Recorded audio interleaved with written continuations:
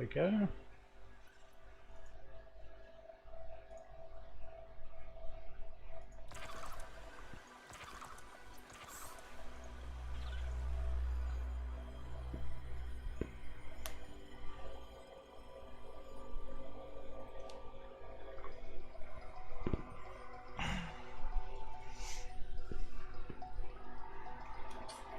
Subnautica time.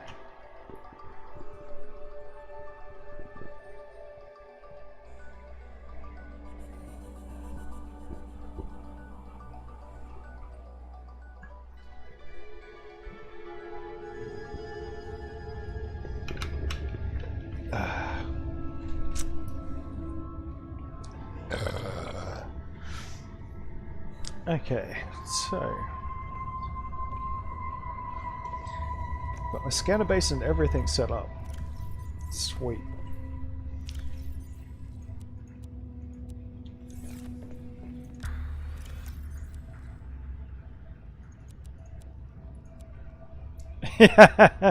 Underwater tower. Well, they are blueberries. 100 meters. Oxygen efficiency decreased.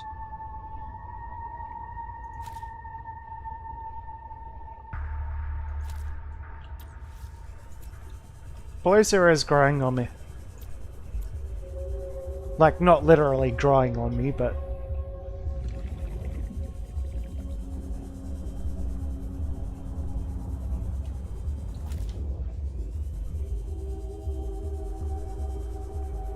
One more fishy. Here, fishy, fishy, fishy, fishy.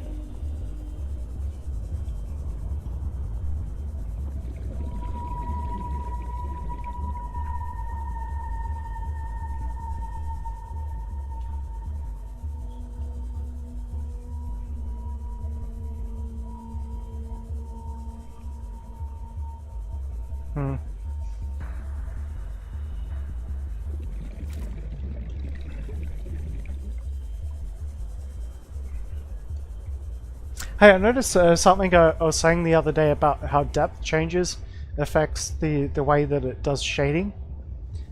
They fixed it. Same day I said it. It was awesome.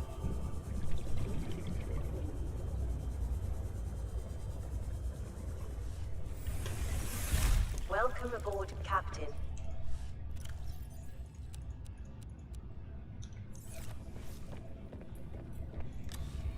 Okay. So, I'm going to try and find the mythical moonpool.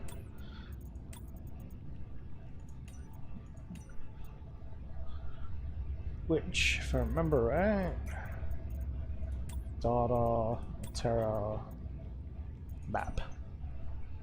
Alright. So I think I'm about here right now. Or here.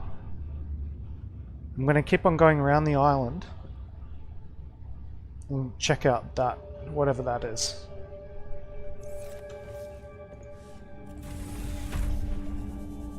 I still haven't found a Leviathan yet. I found like the ice worms on land, but I haven't found an actual Leviathan yet.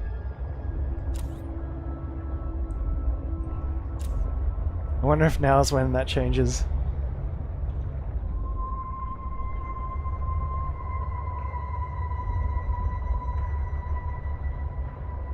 Okay, so that's the island.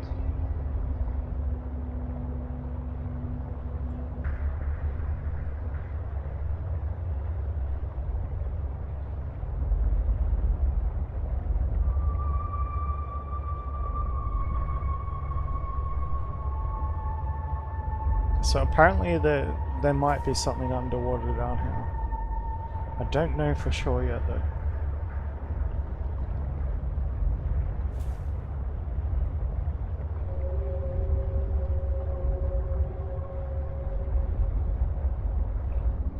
Speaking of Leviathan, or is that just a big bone shark?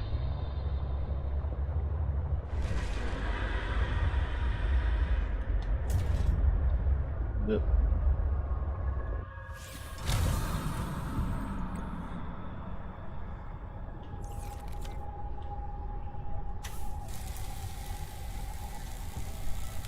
I love how they've made the predators a lot bigger, so you can't really tell if it's a Leviathan or not.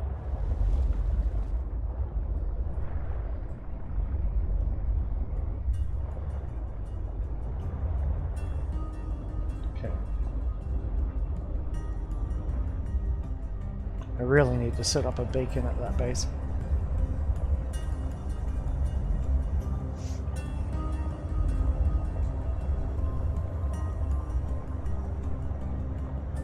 Warning, maximum depth reached. Hull damage imminent.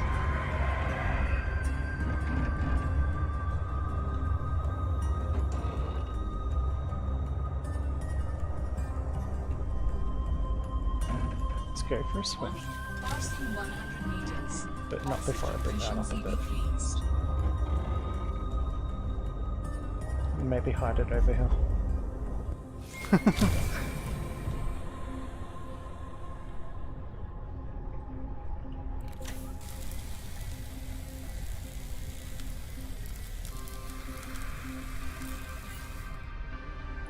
It's not being damaged by the depth.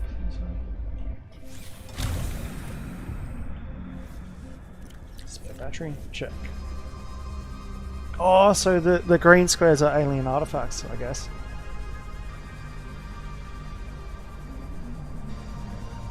Warning, passing 200 meters. Oxygen efficiency greatly decreased.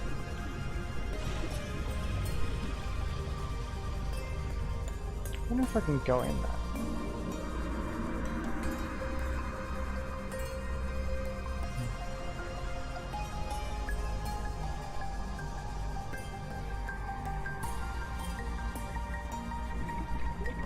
Ooh, that's deep. Geothermally active fissure detected below. No oxygen plants.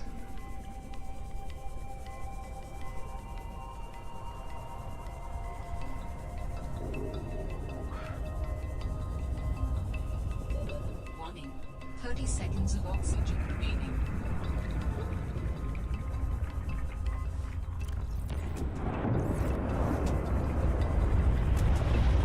There is stuff down here.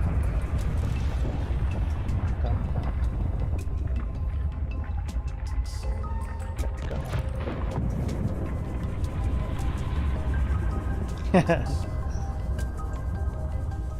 Oh, I can bring the chat back over into the main screen now as well. Do that in a sec. Swim into the butthole. Into the butt. Warning, 30 seconds of oxygen remaining. Oh, win. Can I build a base in there? I'm about to die from oxygen, but it's all good. That's awesome! I build like a base in there, I reckon. Aww.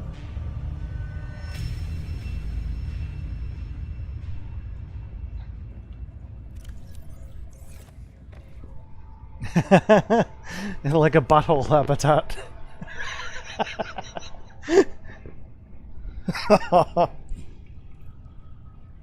Oh, it should have like some method of like surviving in there, I reckon. Like turn it into a home.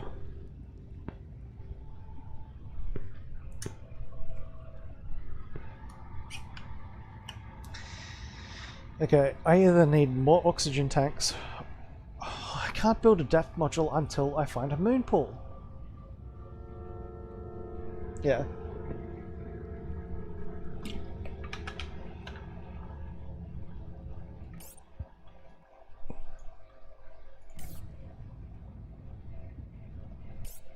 Let's tweak the settings a little bit.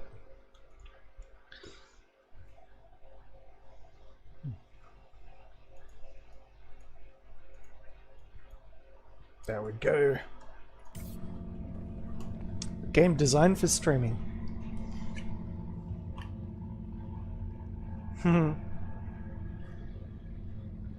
still haven't found one of those yet.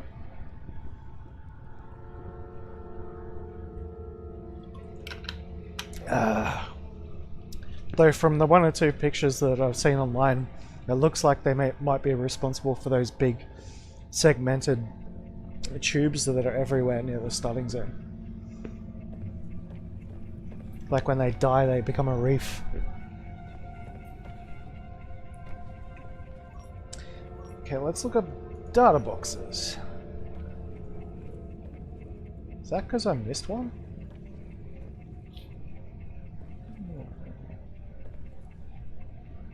Oh. Tells you when the resolution actually hits max as well. Yes. How about fragments? Oh, there's a fragment I haven't found? You're kidding. I'm pretty sure... Wait, no, wait. So I'm here. And the base is there. Oh yeah, so it's just fragments I haven't picked up yet. Yeah, I know what those are. I don't need those ones.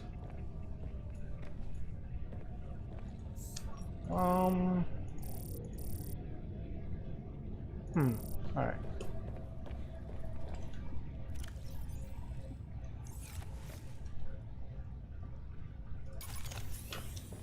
Let's go get my sea truck back. Check out the map again. Because I obviously can't get that deep there. So that was about here, I guess? Roughly about here? There's contour lines, that means deep, and then it goes back up again. There's an X there.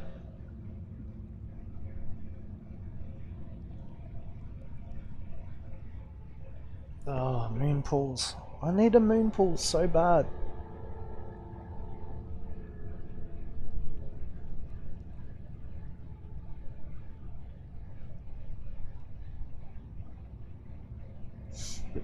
Alright, I'll try a little bit further over.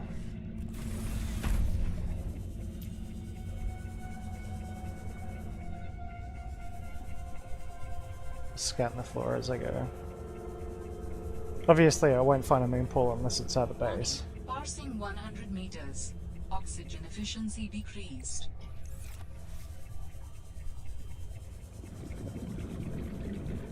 I think.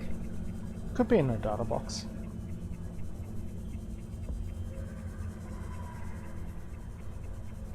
Goes deep. Maybe there's a base down there.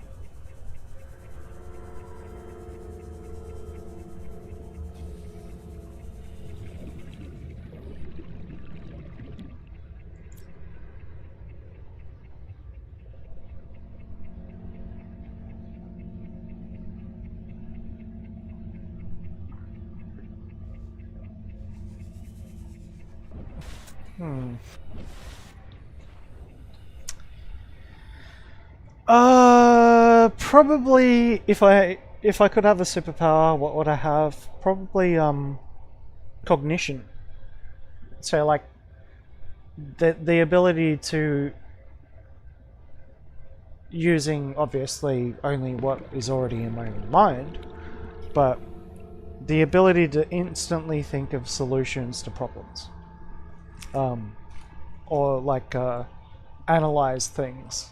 So like if I had a I'd like a supercomputer in my brain, just to be able to like instantly come to conclusions, like intuitively, rather than having to think as much. If I had a superpower, that would be the superpower that I want.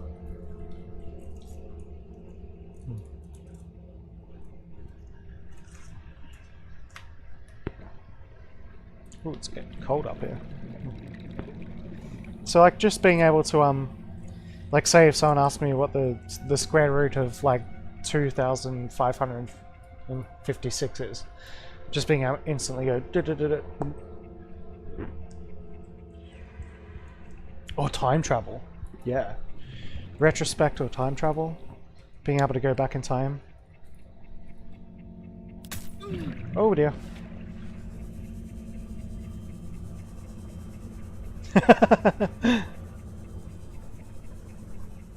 This is not the surface you're looking for.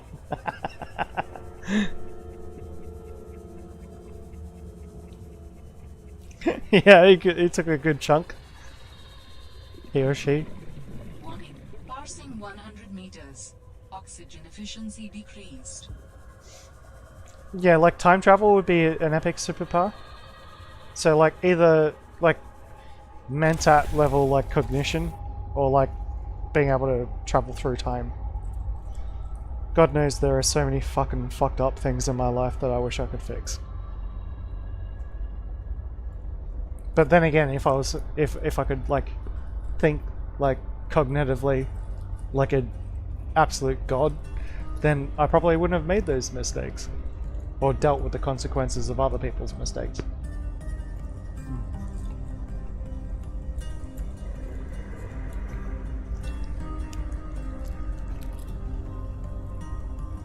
Yeah. Saw that.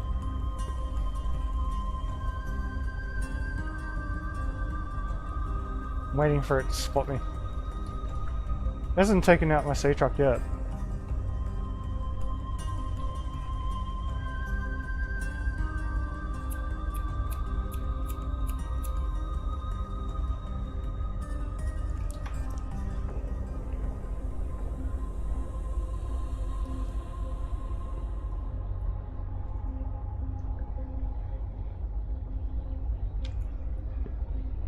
God. Yeah. So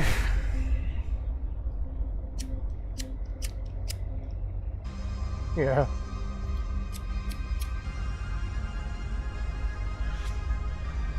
The vagina heads.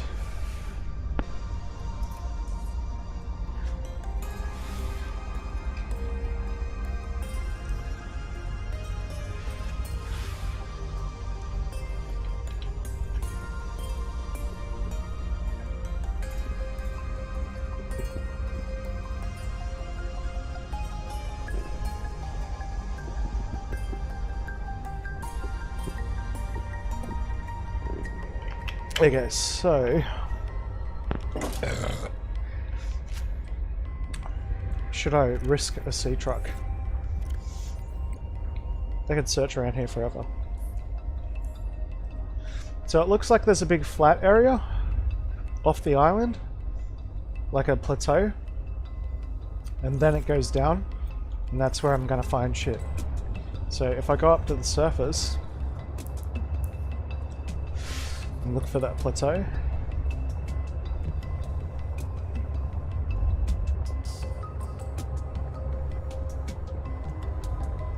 Yeah.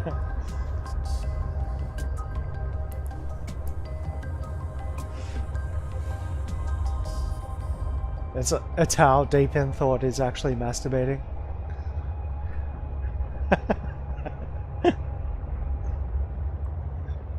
Oh, what are you thinking about?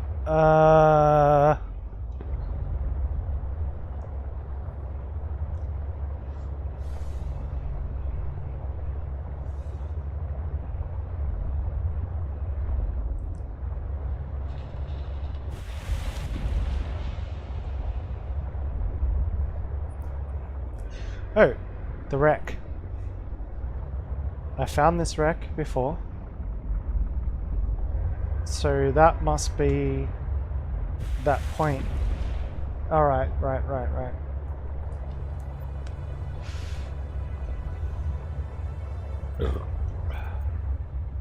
So I've already been through that wreck. So if I triangulate, go from that wreck. Notice you can't see stuff like out of the corner of your eye as well as you could before as well. So if I triangulate, the next point of interest be about there. No, there, roughly. So if I keep going that way,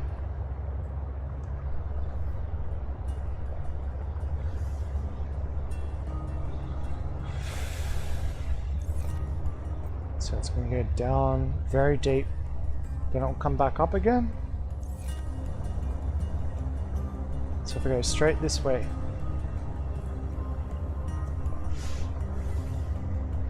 Whoever made that map, by the way, I hate you. Because, it's not a very good map. I'm just kidding. The contour lines aren't very accurate. If I could zoom into it, even better. So it goes back up again.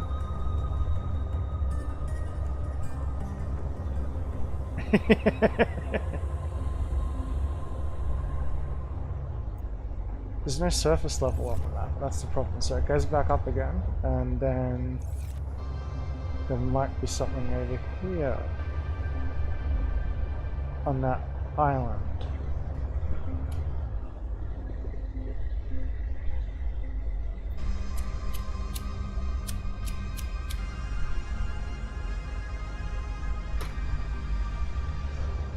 Warning.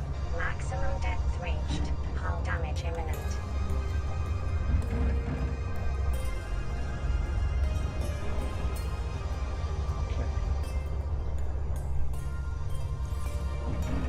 So at the top of that plateau,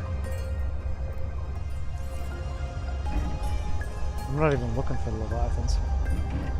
Should be. Oh yep, watercolor change. Yeah, this is kind of Leviathan territory, isn't it? Am I about to lose a ship? Oh shit, I can't see shit. Ah!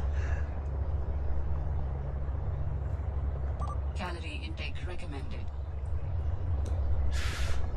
Um, I'm over deep water, aren't I?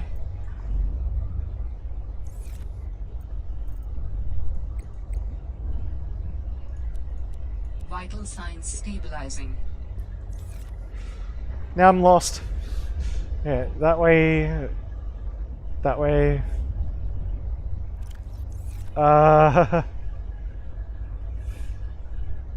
Yeah, I'm gonna go back.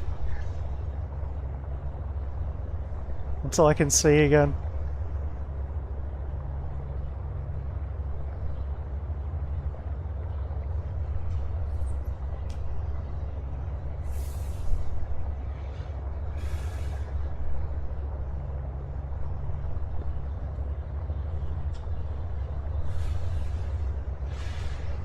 Alright. I swear I saw something rising off. Alright, so that must be it here.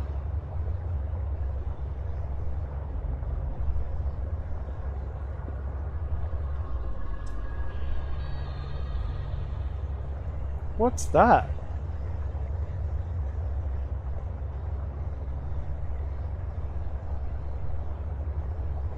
Oh. It's a visual artifact.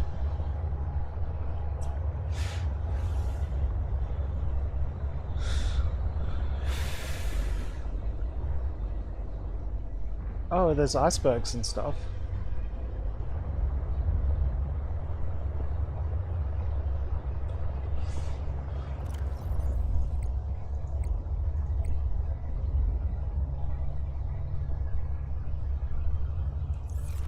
Yeah.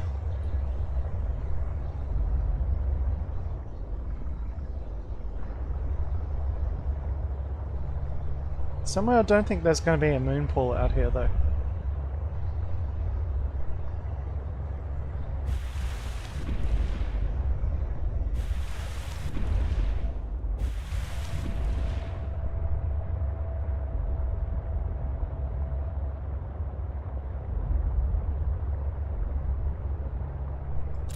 Remember how long it took me to find the fucking grappling arm for the prawn suit? Jesus.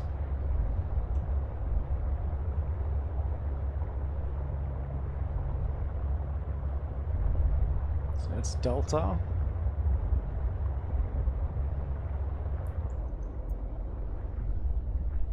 So I'm over here now, I should be, roughly. Yeah. Okay, so there's something down there.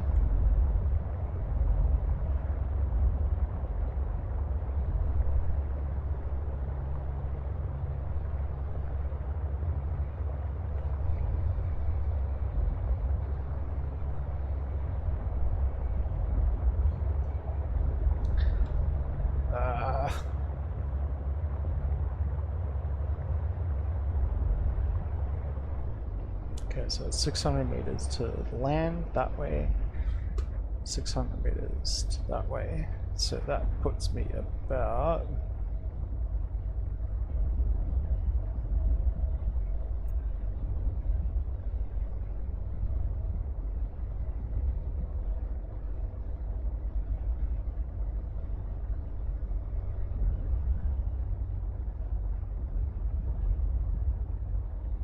Yeah, that's about right. So whatever it is, it's supposed to be here. Or up there, maybe.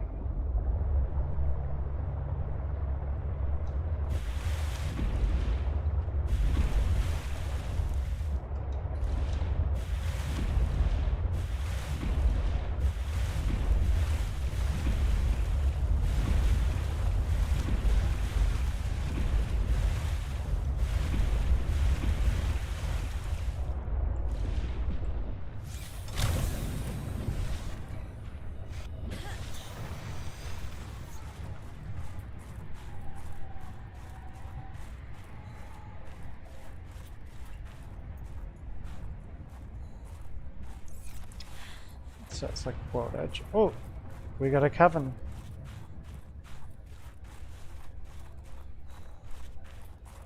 That I probably can't get into.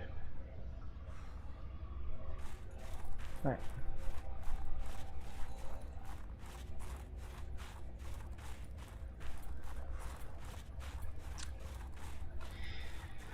Oh, right.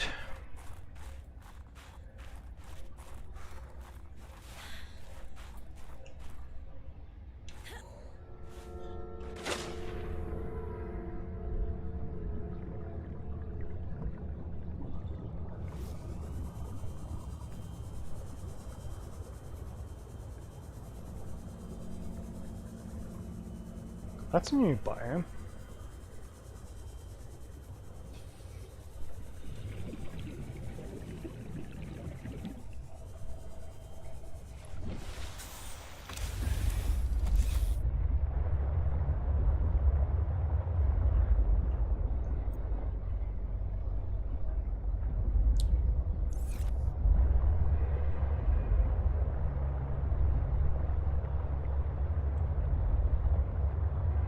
Sea kelp. It's like kelp.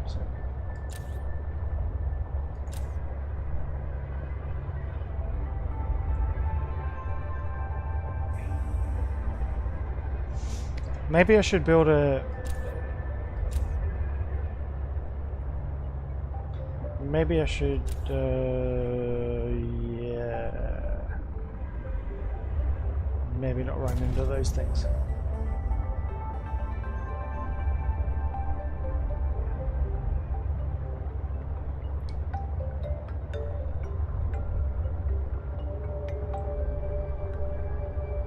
Whoop.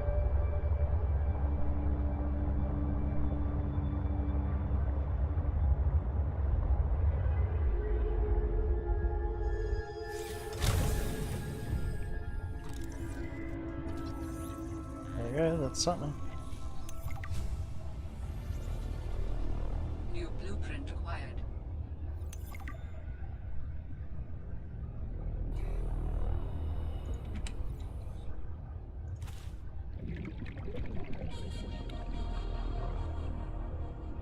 Where there's one base, there's often more.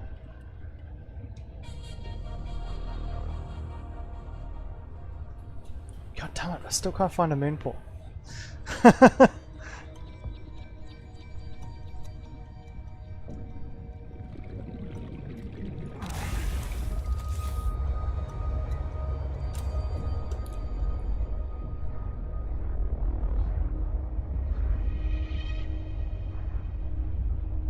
So that's like kind of the right location. So roughly about here. Yeah.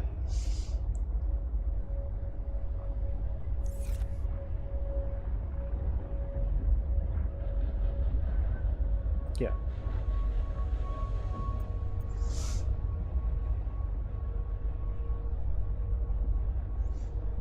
Go check out that island.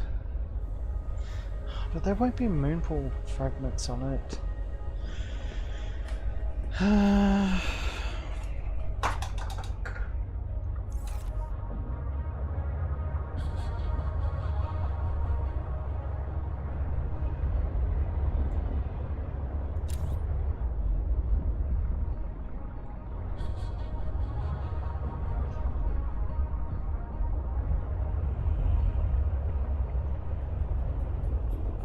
Some sort of fragment there. A sea truck.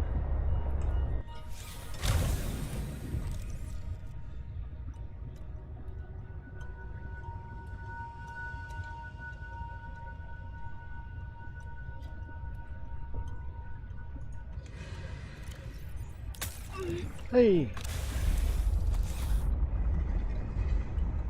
Pain shot.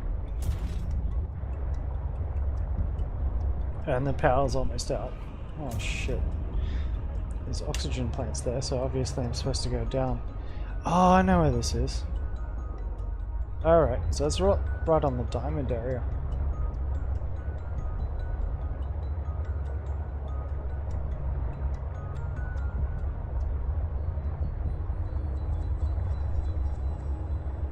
Okay.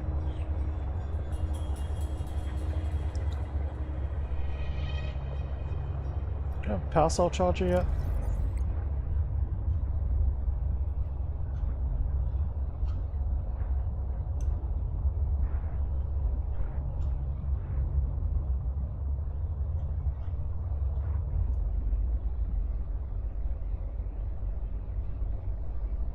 Yes, I do. It's 2 lithium, and that's why.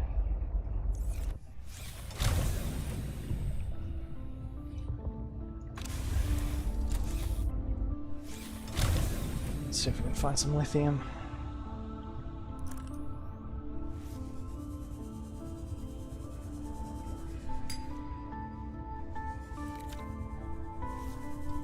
Mineral scanner on me?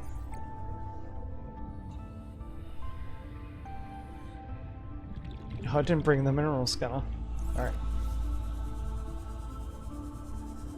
Temporal. Warning. Parsing 100 meters. Oxygen efficiency decreased.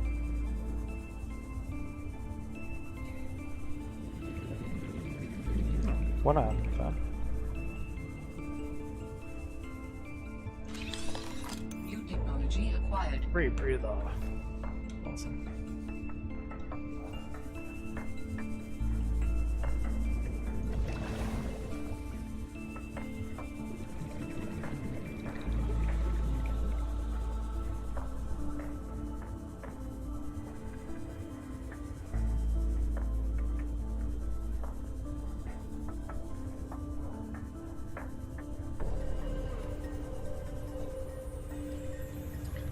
Pretty sure there's some lithium over near my other base.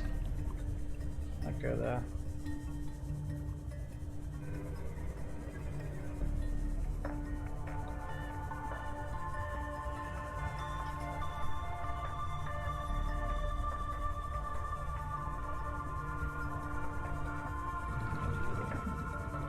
If I can find it again.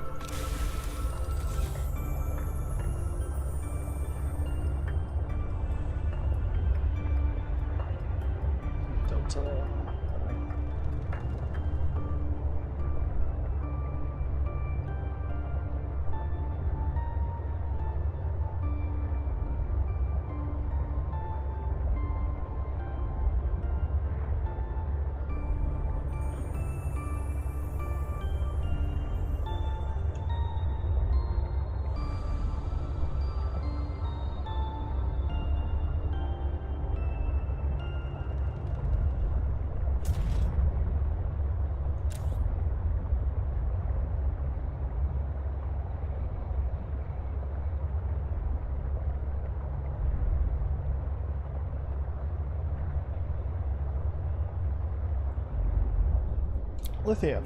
Calorie intake recommended.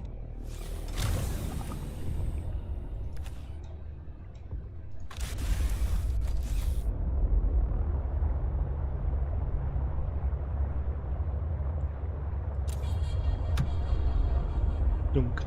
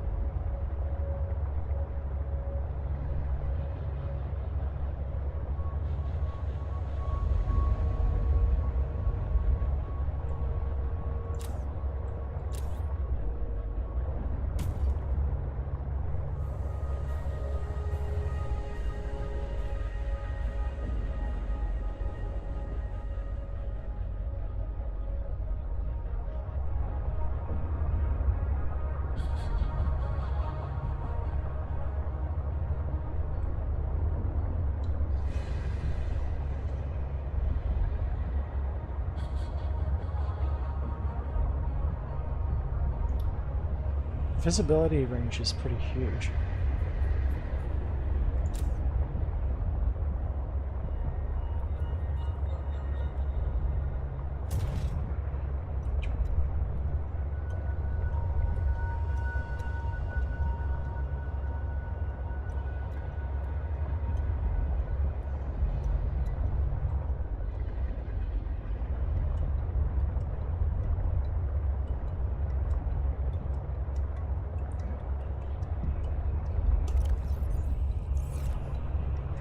Get some batteries recharged.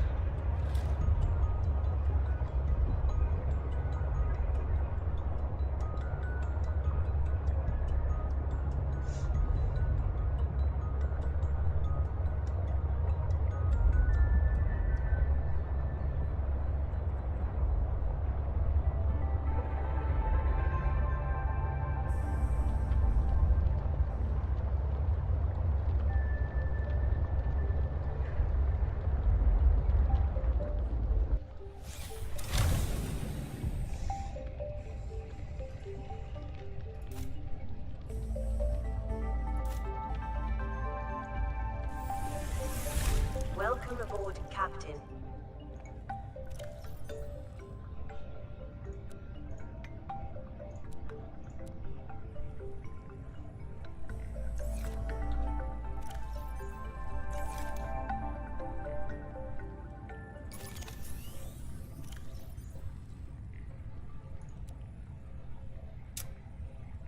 I'll do for that one. And get some food.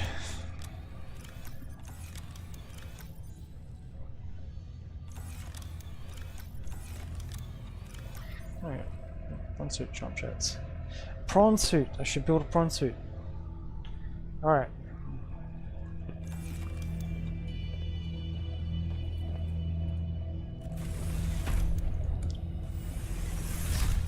Rare metal, more lithium. Material. That's rank it to titanium.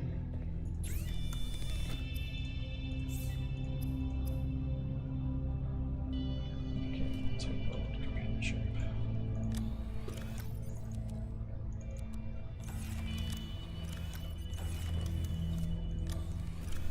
Emergency. Starvation imminent. Seek calorie intake immediately. I don't have any titanium. I've used it all. Oh, there we go.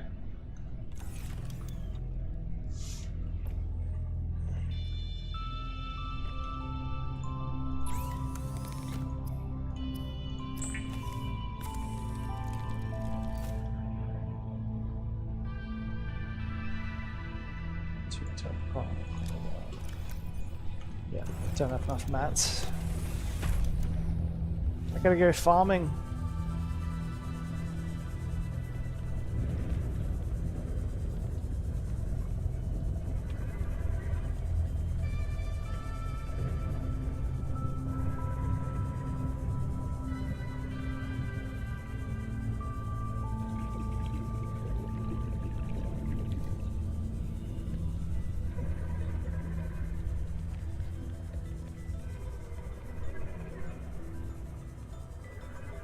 God, I am going the right way, am I? No, I'm not.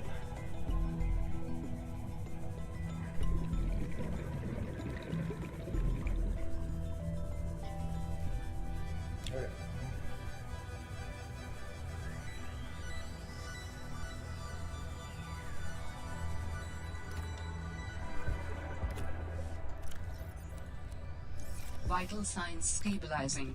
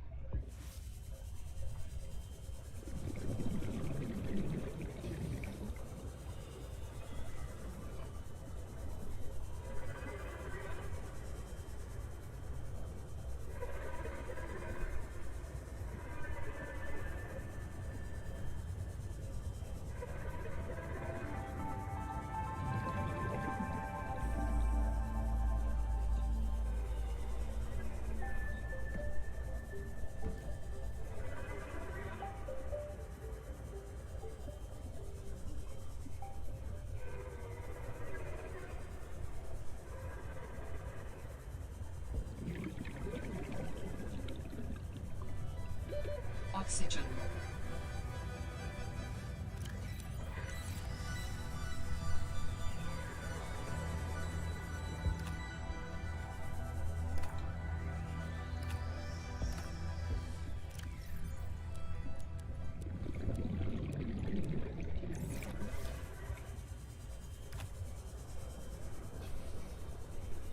One day you'll be able to build nutrient blocks. One day being never.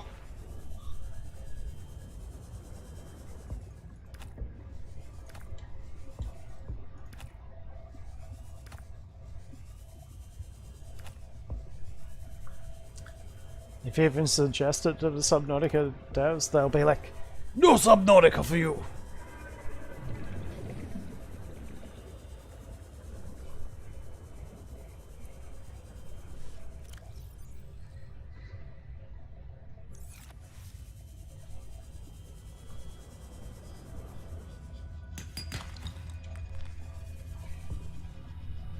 Hmm.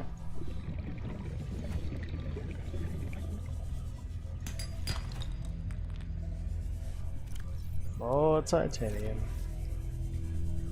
All I need is copper.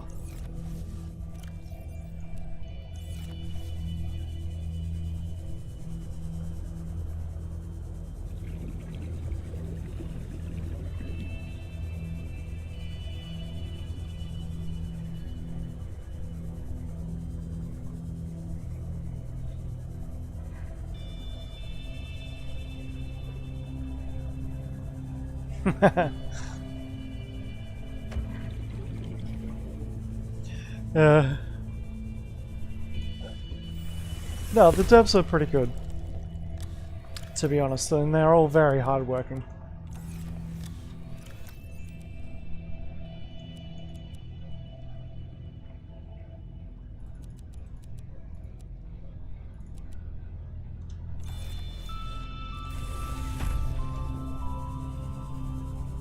They don't have a massive development team. It's like 5 or 6 guys, really.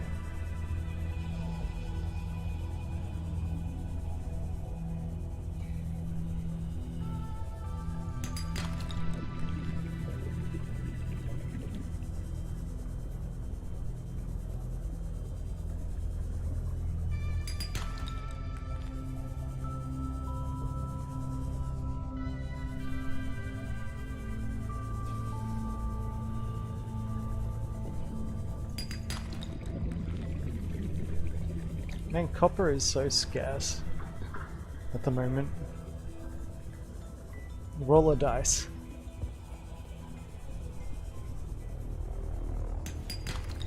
Okay.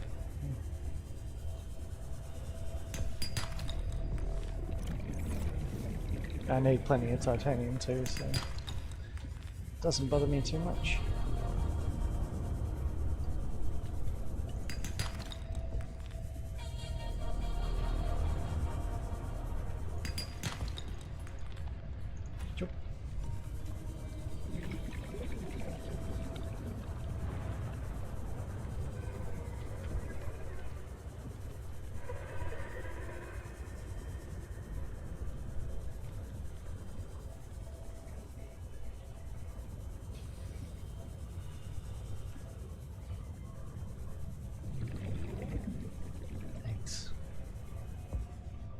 Oh, crap shot. Warning. 30 seconds of oxygen remaining. Oh no! The worst time to get frozen. At least there's a oxygen plant right there.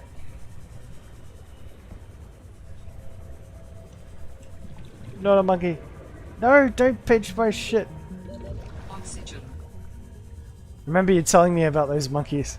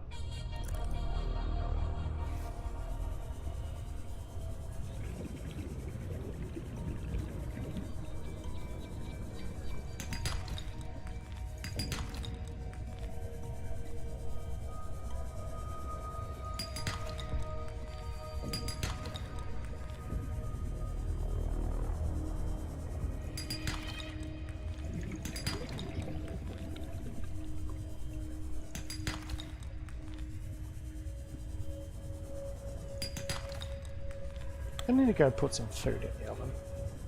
Something to eat. It's like 3 PM already? What the fuck? Oh, I swear to God, time flies.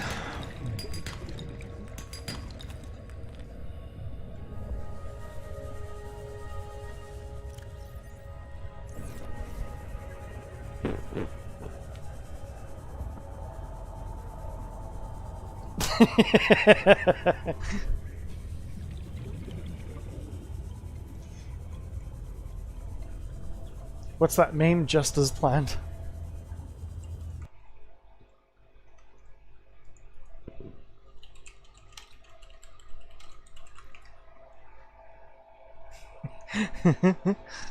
Cinch. And better.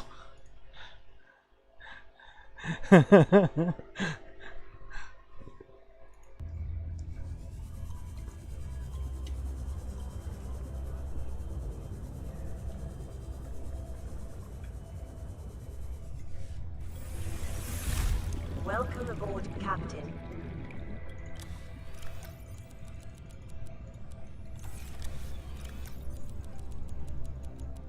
Okay, be right back. I'm just gonna chuck some stuff in the oven, and while I'm at it, might as well get myself another drink. I'm nice and yeah. Might as well get myself another drink while I'm at it. I'm already decently sloshed, so I'll try not to drink too heavily. Keep the stream going for a couple of hours, at least.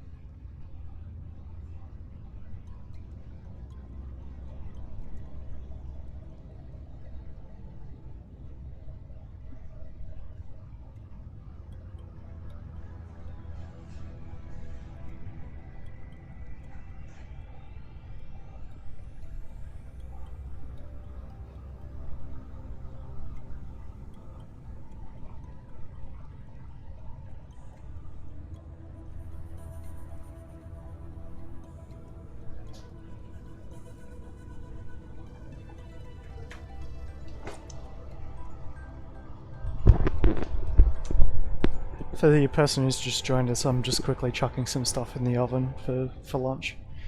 I've got some Szechuan chili oil that I made up. It's got like Korean chili flakes and Szechuan peppercorns and all that sort of stuff. It's been sitting in the fridge for about 2 months. so the oil's solidified a little bit, but it's still good. And this shit is really spicy.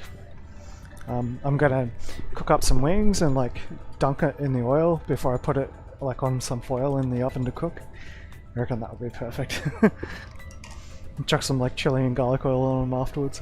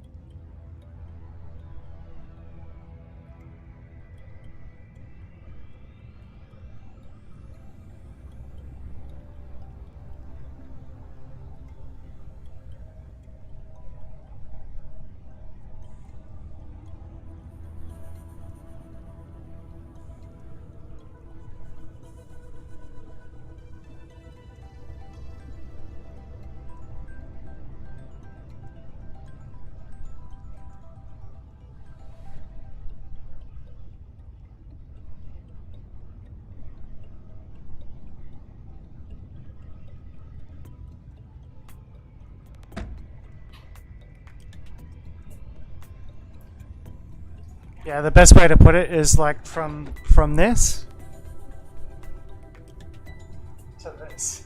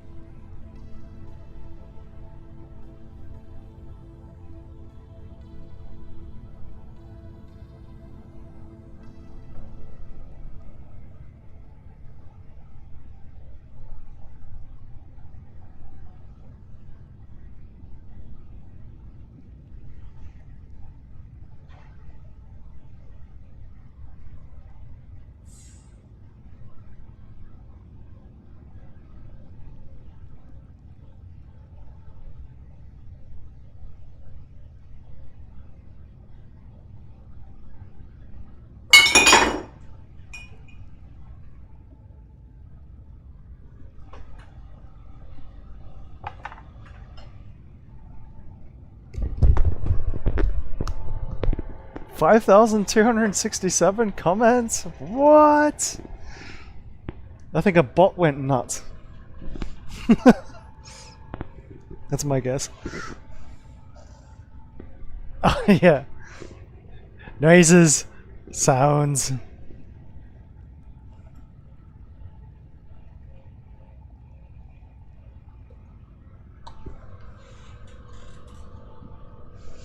As one of my old friends Matilda used to say. Where did I put that vodka? Vodka!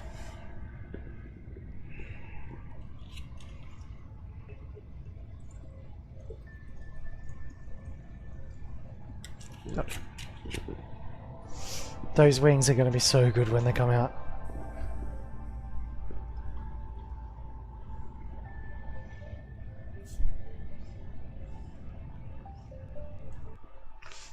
That's not my live stream, right? It's got to be someone else's.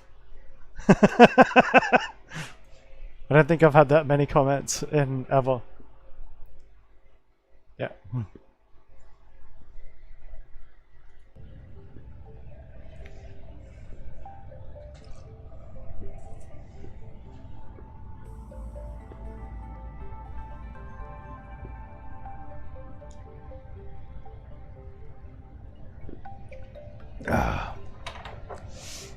Women are strange things.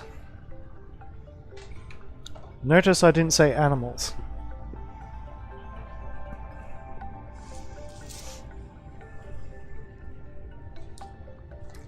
Fickle as the wind, yet as delicate as a snowflake. Depending on the woman. Some women are like some women are different.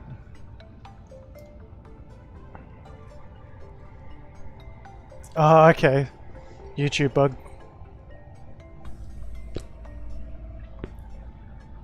I've got to start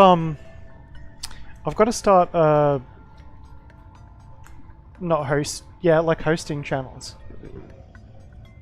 There's a good radio program on at the moment, and he can get away with streaming live without getting banned. I'm tempted to host him.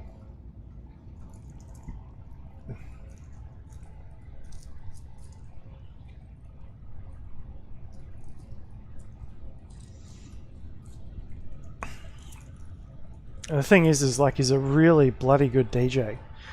And he's been doing it for over 20 years. His stream only has 11 viewers. Last time I checked. And I'm just like, what? Depends what sort of music you get into. What sort of music do you like, Alex? Do you like rock music, or like industrial, or like electronic music, or metal? I'm a metalhead, obviously. But I like all types of music.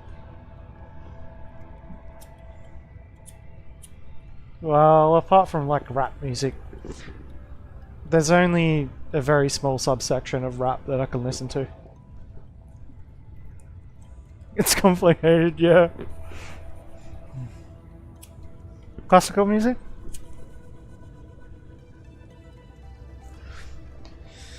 Get a get a bit of Vivaldi, Four Seasons in your life, eh?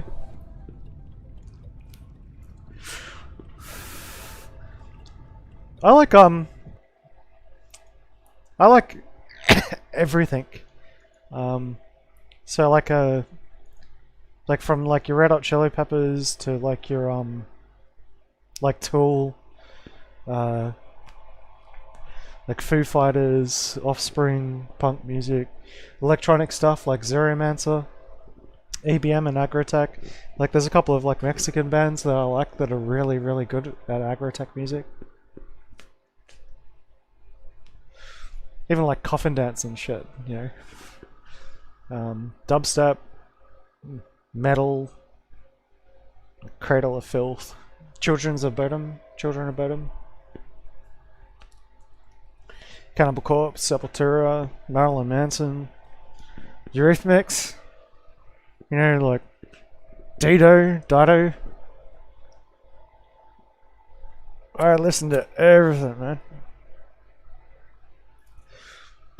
But the only sort of rap music I like is probably like, say, like Hobson.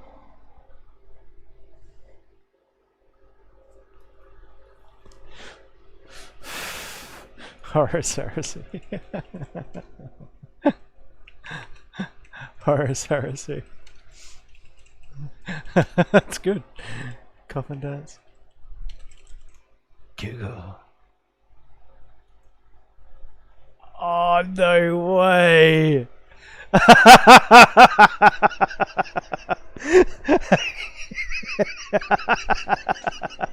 Oh. I'll listen to like 5 seconds of it so I don't get copyright blocked, but...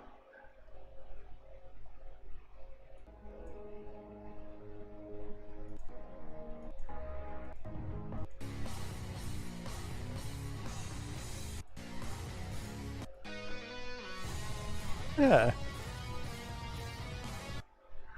Nice. Bit of electric guitar in there. That's metal for cool, like, yeah, for sure.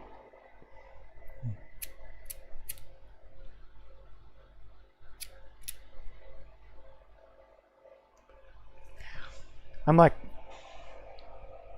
I can sing, but I can only sing like melodic music. So like James Blunt and like Red Hot Chili Peppers, Tool, and stuff like that. But I love shit like Children of Bodom, like all your black metal, death metal, and industrial stuff like Jerk, which is an Australian band. I can't do the notes that I used to be able to do. I used to be able to do like really good fry screaming. Well, I wouldn't say really good. I'd say it sounded like crap, but I could fry scream once upon a time, but then my voice just got fucked. I can be like, I don't ever wanna feel like I did that day. Take me to the place I love. Like I can sing like Red Hot Chili Peppers and like Tool and all sorts of shit. Like Silverchair, yeah, that's one. I love all sorts of different music.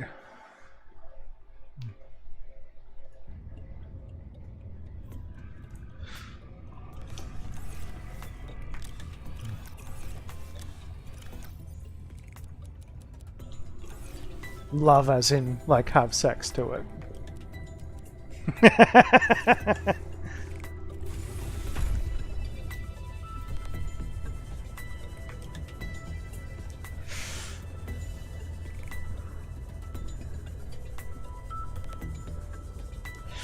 Now, I've noticed that as I'm getting older, like I'm nearly 35 now, and as I'm getting older, like my voice has changed so much. If I shave, I look really young. Which is funny for other people. It's like if they shave, they look old. For me, it's the other way around. If I shave, I look like a baby. But at the moment, I'm going like the full Viking look.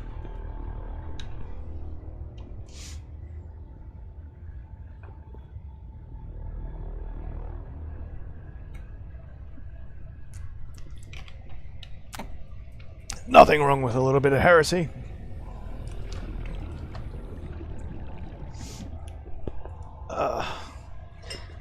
Where the fuck did I put that lighter? Okay, I've had enough. I'm getting myself a lighter that works. I have another one somewhere.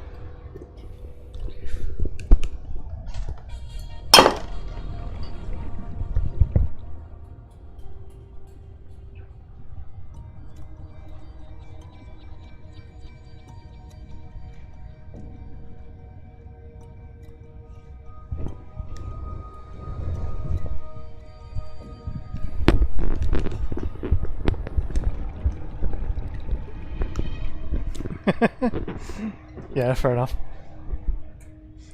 Not PG rated.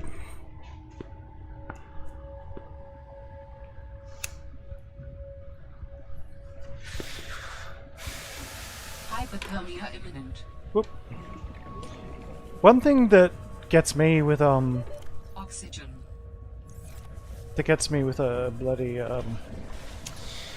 YouTube stuff on Restream. Yeah. One thing that gets me with Restream is that you can't how did I get all the way over here? You can't actually specify whether it's good, safe for children, or adding oh yeah, it's better. Whether it's safe for children or adding like over 18 advisories and stuff to your channel.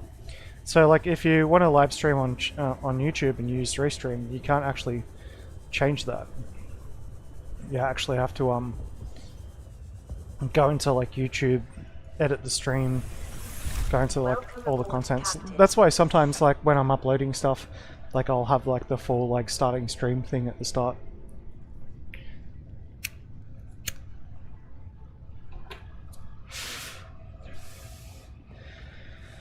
Alright, let's get a battery going. At least if I get that started, then while I talk shit, the batteries will charge.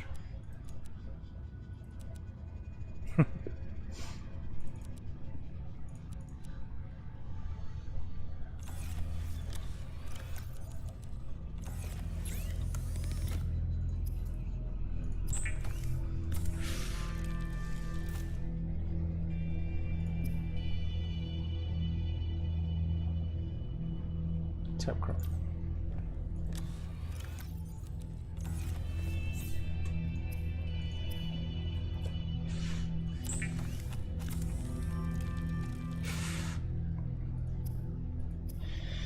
And like System of a Down and stuff, like yeah, I won't try and sing it right now because I won't be able to do it, but like my voice won't let me. I can tell straight away if it won't let me do it. Psychedelic. Well, they gotta be on something, right? Their biology basically means that, like, they essentially, like, there's something that would be hopping them up for war. Like, internally. It's always making them fighty.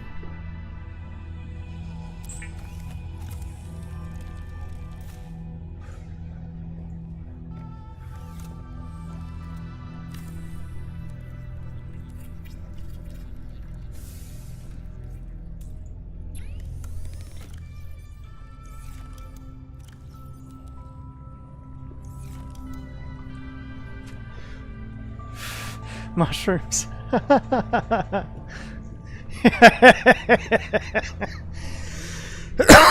I'm with you. I'm with you. That's the first time I've had that thought. That's funny. Could you get it high off an orc? Would it be legal? No, it's heresy.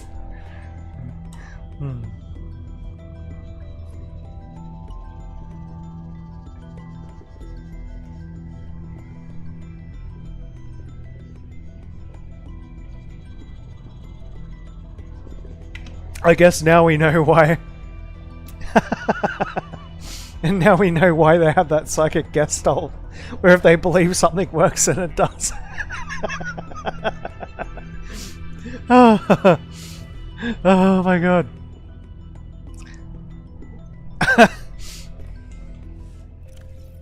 They're all high on shrooms.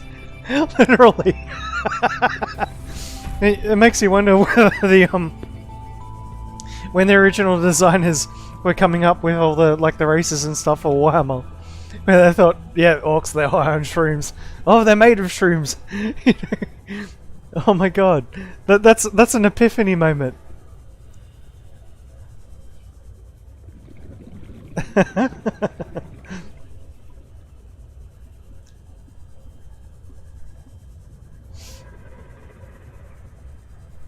Have you heard about what their what the rumors are with what's going to be happening with the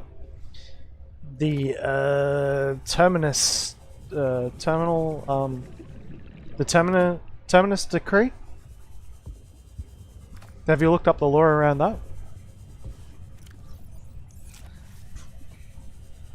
Apparently, the Emperor gave an instruction to, was it Rogel Dawn or I can't remember, not Rogel Dawn, Vulcan. Vulcan made a couple of high-tech sealing containers, vessels, like arcs, and there's only 2 of them that we know about. And there's an arc, the same seal device is on the Golden Throne, and there's another one that Vulcan's looking after. And basically the Terminus Decree is like what to do when all hope is lost in the 40k universe. So if you're thinking about like what sort of direction they might be taking the plot in the future, it looks like humanity doesn't win, because they're already creating that backdrop for it. Kind of like how they did the Age of Sigmar for the original Warhammer. They're going to do the same thing to 40k, right? And you think it like with the actual Emperor, as has been alluded to by various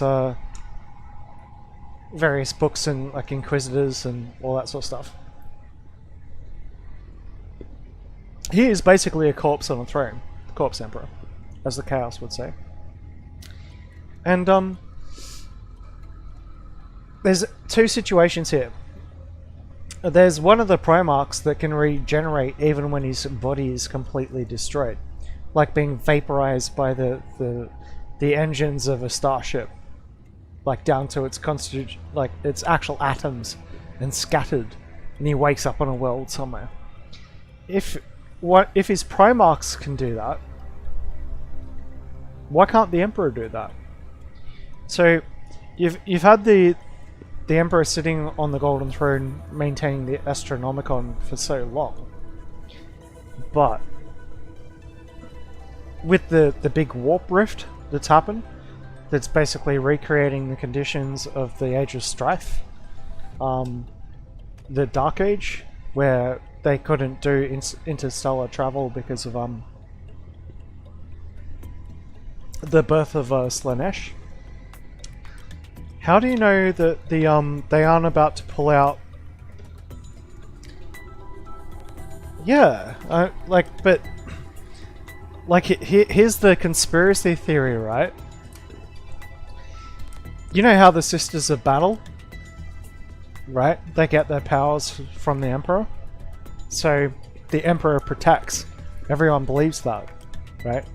And the Chaos, like the Immaterium, the way that the universe is designed in 40k to break the immersion, belief manifests itself in the warp. So all the Chaos Gods, right, are from like the millions of intelligent beings that exist in the Materium, and their thought creates these Chaos Gods, and they all have their slice of the pie and all that sort of stuff.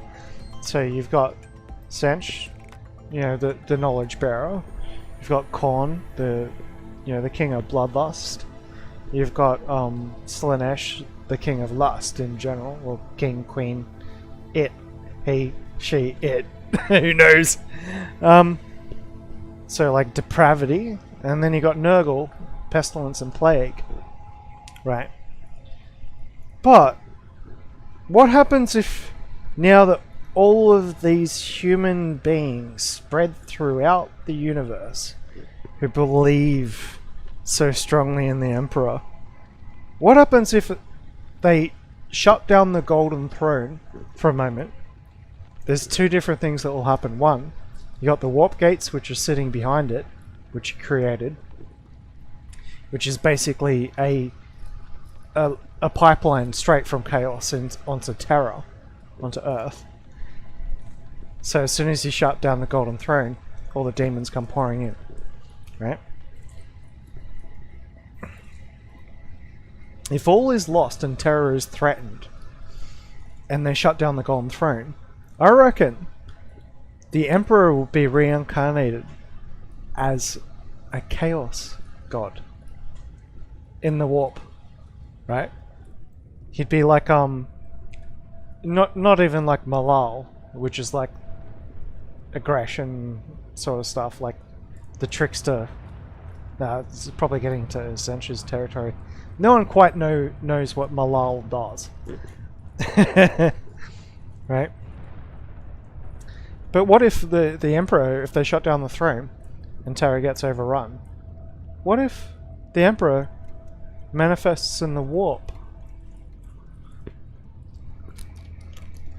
What would happen with all the like the custodies and all that sort of stuff? Like, would the Emperor be sitting there in the Immaterium fighting an eternal war against Chaos with his troops and all that sort of stuff? I reckon that's probably what they're gonna take like 40k on and do. They're already setting everything up perfectly for it.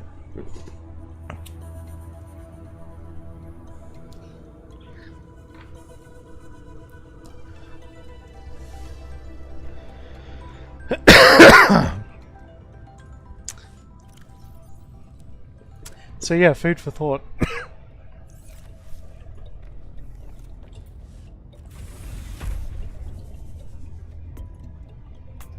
Because like Warhammer 40k has been around for a long time now, but not as long as like the actual original Warhammer.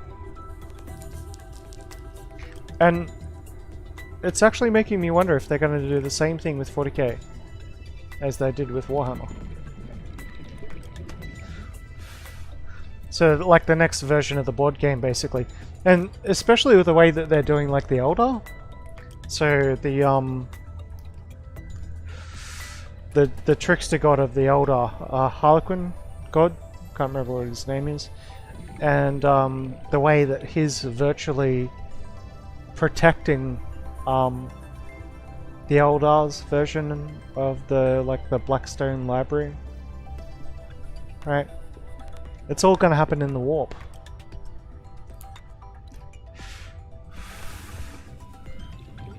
So yeah, I hate to ruin the next like 20 years of it, but I reckon that might be what they do. Welcome aboard, Captain.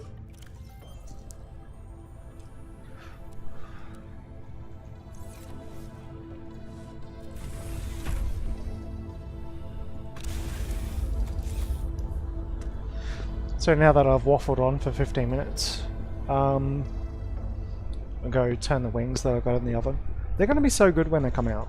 And I'm not going to stop the stream. I'm actually going to eat on stream for a change.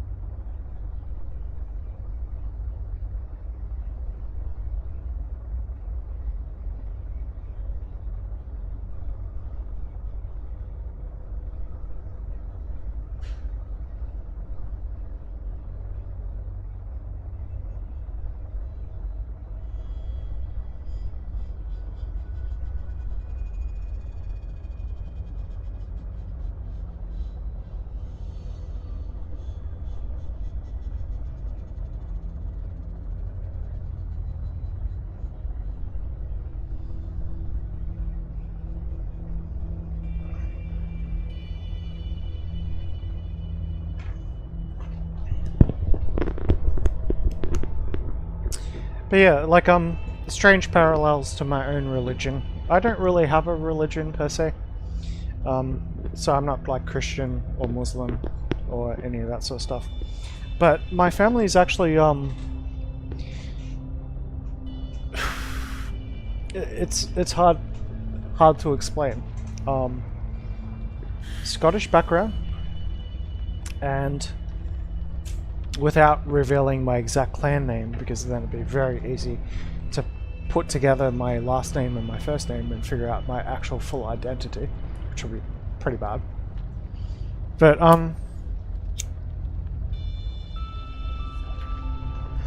my family actually has like a huge background in mysticism, and it goes back really, really, really, really far, thousands of years. In Scotland and Ireland, and it's strange like how much I'm always looking at different like religions and different how do you put it, like cultures. So like you got the Maoris or the Maoris in like New Zealand, Māori, and you've got like people in Tibet, and you've got people in Scotland.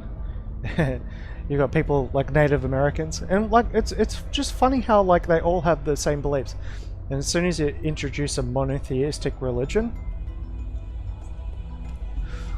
like you can see the difference between the mindset of before that stuff came in and after.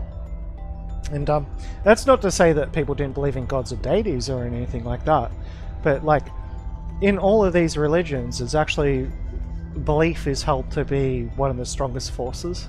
So if enough people believe something is true, then something is, by virtue of that belief, true, or becomes true, like altered by their belief. And it's actually funny how like that relates to the Warhammer universe, because it's the same thing, because that's how the Chaos and the Immaterium works,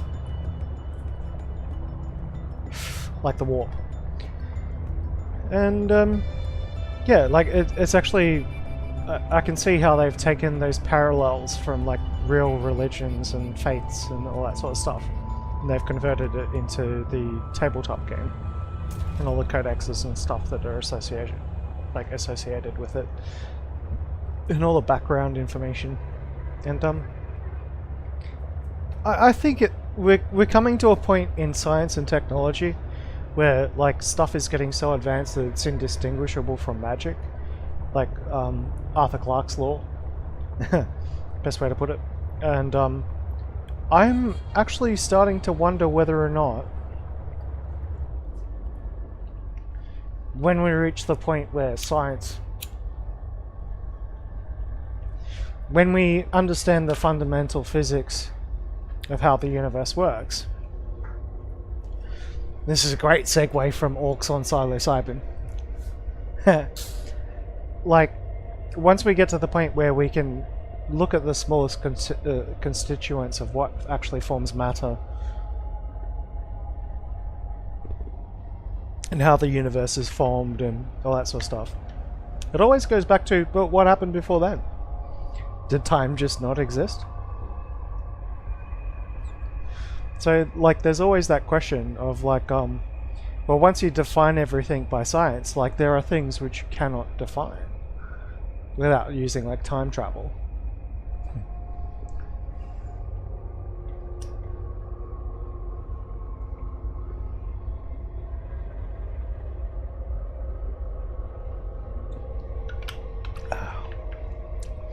I mean, I've come up with a couple of theories over the years. Probably none of them are true, but the definition of a schizophrenic is someone who believes in something to be true without any evidence. So, virtually by that definition, someone who believes something that's true, even with evidence that's that shows that it's not. So that's like Abrahamic religion in general, and other religions. Humanity is a weird case. Like, my argument is that just about every single human being is schizophrenic. But I suppose there's different levels to it, like how deluded and how delusional people are.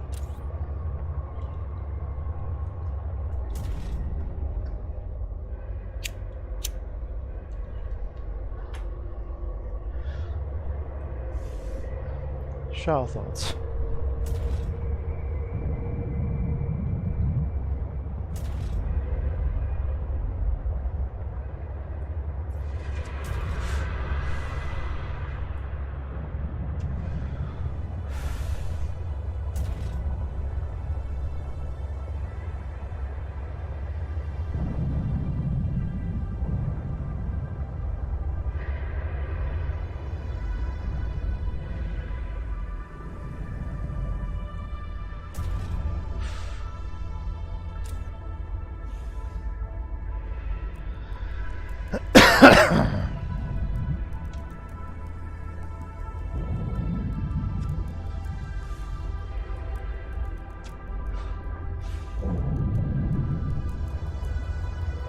Guy's got a big territory.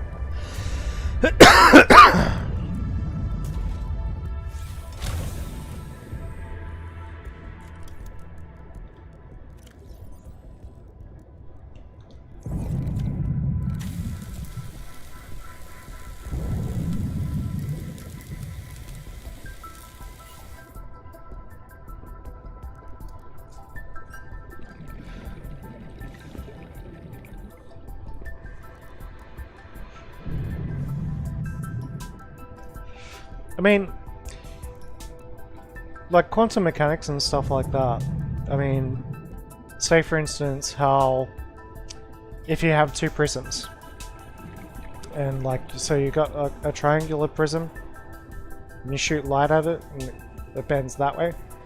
If you shoot light at a prism like that and it goes that way, and you have another prism that's exactly opposite, and then the photon or whatever hits it and then it goes up.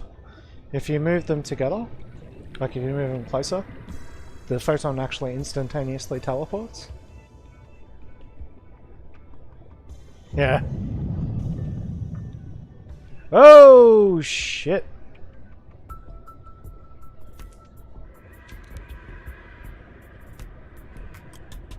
Holy crap.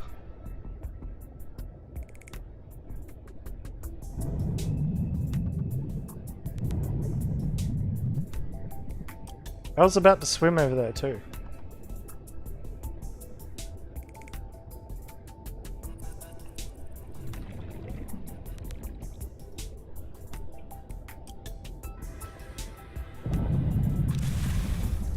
It's like, lights don't turn on.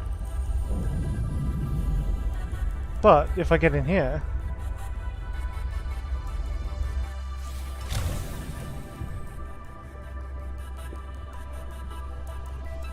scripted event. They haven't actually done it. Oh, no, there it is.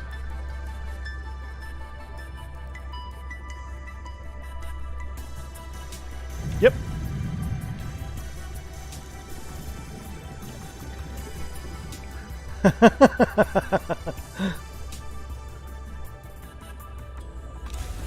Yo, that didn't hit me. Okay, park over here.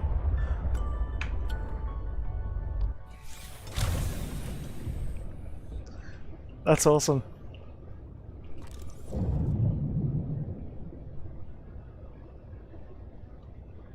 Let's get it.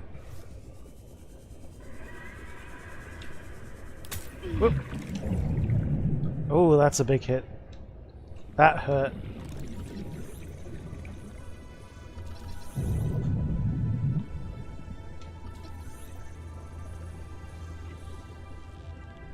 Come back here. Oh no! It's got me!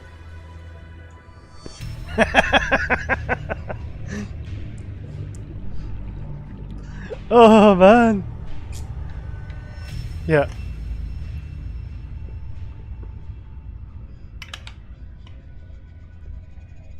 Hits like a truck.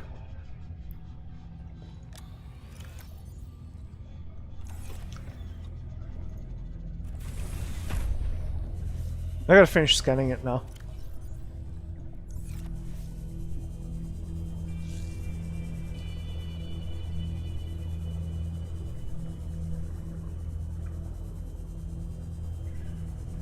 Yeah, so basically the weird theory that I was working on, like, so you got quantum tunneling, which is like where a photon can like instantaneously teleport. Like multiverse theory and all that sort of stuff.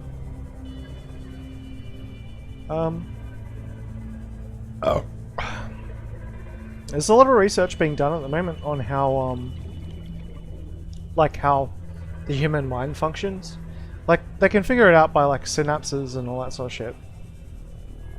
But another interesting piece of research actually said that the DNA itself can emit light. So like, if you have a strand of DNA under like a microscope and you look for different like light spectrums, it's actually capable of emitting light. So like chemical reactions, so like just think of it how like one of these animals has like biochemistry and stuff that allows it to emit light in a visible spectrum. But like DNA actually emits light on an invisible spectrum. I mean, like, otherwise how would we detect it? How would we see it? Light reflecting off it, right? That's what you'd think. But what they found is that lots of different parts in the body actually emit light as part of the chemical process. And there's so much stuff that isn't understood about how like different bodies and all that sort of stuff function.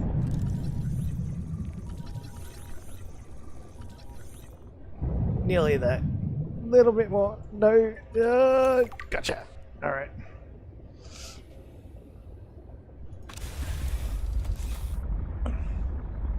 Yep, I'm out of it. Yeah, bioluminescence. Yeah. But what they found is... Yeah. Please let me go. What they found is that bioluminescence is actually sometimes used for signaling between like different like it's hard to explain. It goes back to like a Russian study, and like if you have bioluminescence where there's actual different like types of signaling, then why couldn't a similar artifact occur, such as when like something actually say a signal from one part of a body gets received by another part of a body, but like what if that actually happens like over range? Because like ideally, like the only thing you need for quantum tunneling is like two prisms that are perfectly aligned that are moving together at the same time, and boop, boop, straight there, instantly. Yeah, instantaneous transfer of information. And that's like the kind of stuff that they're using from like communicating with submarines that are like 750 meters below the surface of the ocean, communicating with the satellite, because they've got a beam that's aimed in the right direction and they're bouncing a photon, and they're actually doing that sort of shit. And like how you can change the spin state of how like a particle is actually, like if you have two paired particles and you change the spin state of one, how it changes the other one, and like that can happen regardless of range. But there's also been a lot of problems with that because it's affected by conditions. So like it doesn't work all the time, and they don't know why. Okay, that's what the kind of sciencey stuff that is still being figured out at the moment. Like that's the next level of physics, really. As soon as they start figuring out that shit, be right back, just gonna go grab my food.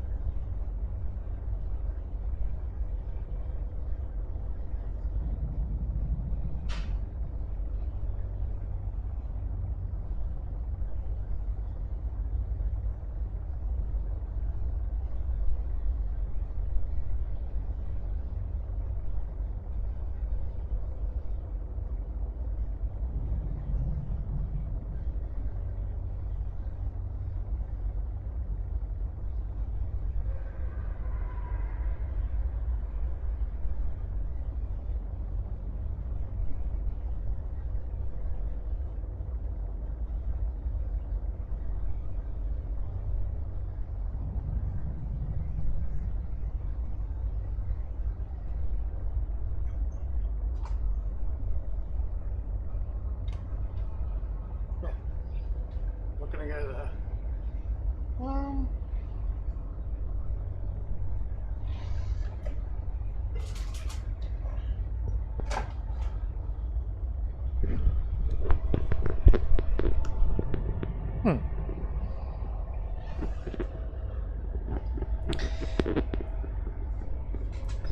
Yeah, that could be like a that's like a chemical change, yeah.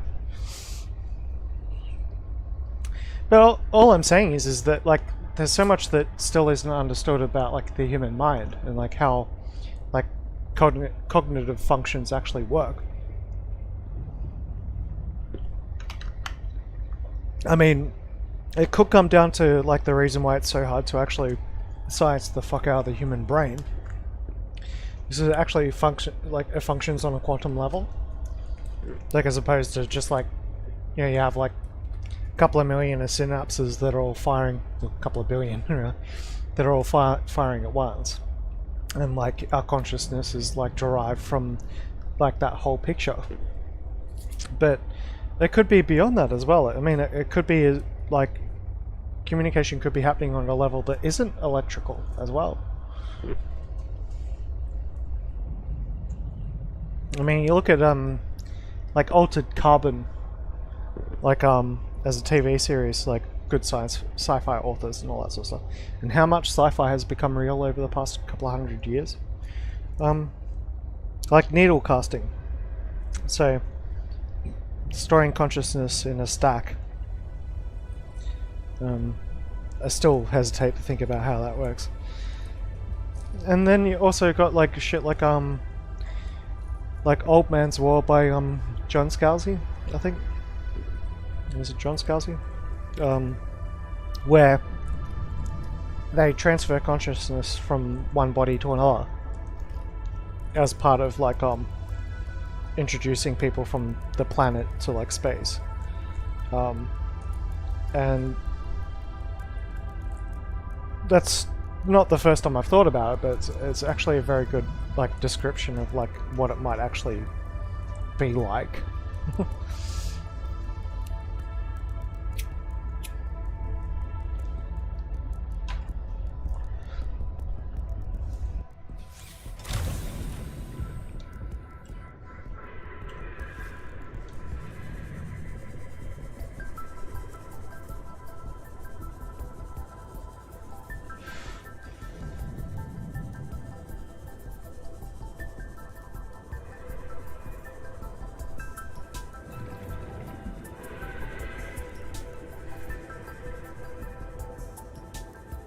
Might have to set up a couple of air pipes or something.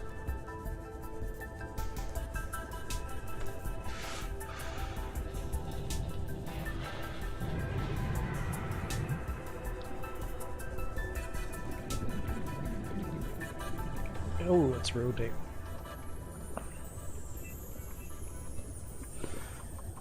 Calorie intake recommended.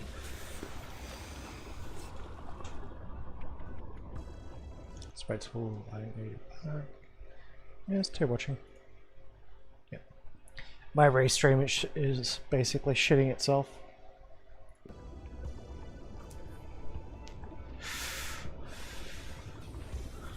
I might go back and grab all the pipes and stuff that I got in storage and Vital signs stabilizing. build like a tunnel down to that artifact.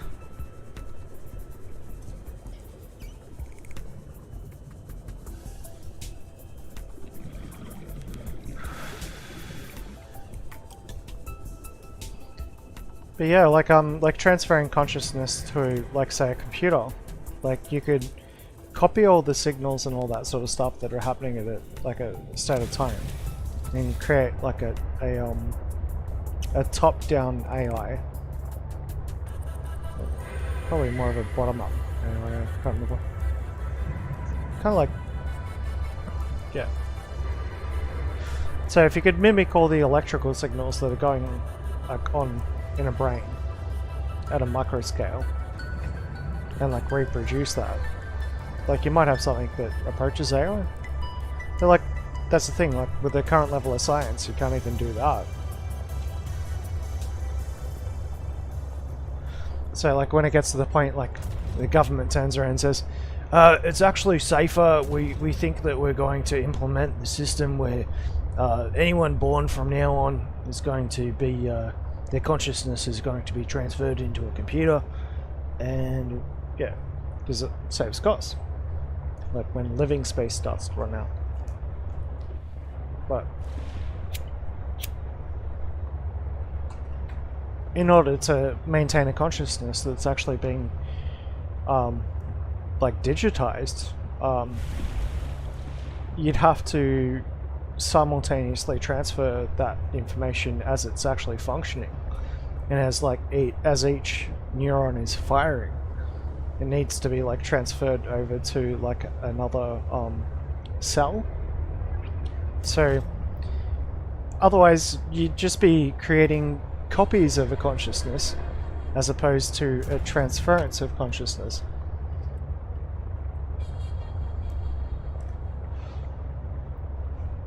Try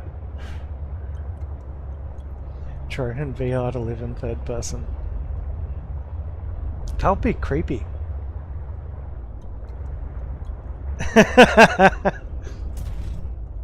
Different input keys. But yeah, like you know what I'm getting at. Like that's like different concepts of consciousness. Like if you're looking at your body from the outside all the time, as opposed from like the inside.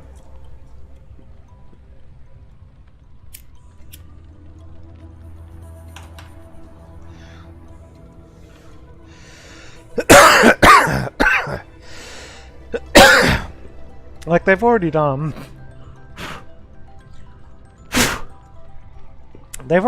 like basic like visual cortex hacks where like people can see like a 24 pixel dot matrix screen instead of what that is coming from the actual eye. Like different shades of like black and white basically. Like 24 pixels.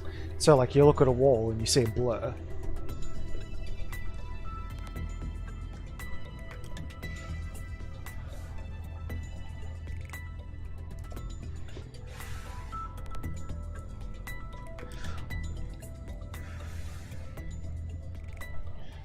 But yeah, I reckon like bioluminescence I reckon probably plays like a critical role in how a complex organism functions. Maybe not so much on like a less complex organism, because you can get like a tapeworm or like a different types of worms or whatever, and you can basically copy their DNA now into a computer and create something that reacts in a database, like in a computer, exactly the same as it would in real life. So that's the counterpoint to my argument, is that if it works on like a small scale, why wouldn't it work on a large scale, like say with a human brain?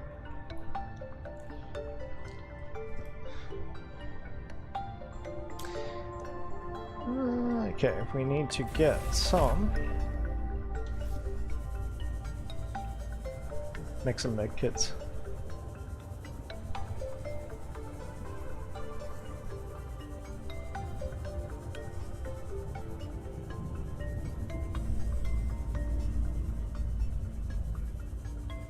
So from creep vine clusters or just from the vine?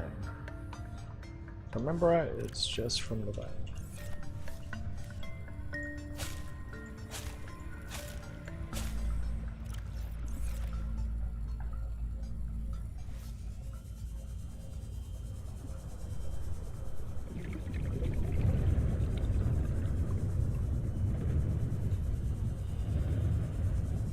Getting a bit of flickering. I hope that's not my GPU. Yeah, 66 degrees. My CPU, on the other hand, is probably running really hot. Yeah, it's hit 92 degrees.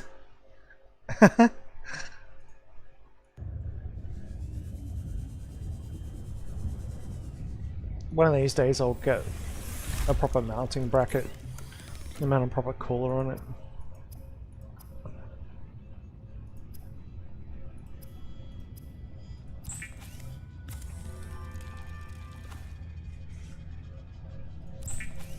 There's a guy who made a video quite recently about what second person is. So it's like observing your own actions from another perspective that's not third person. So like second person's like observing your own reactions from another person.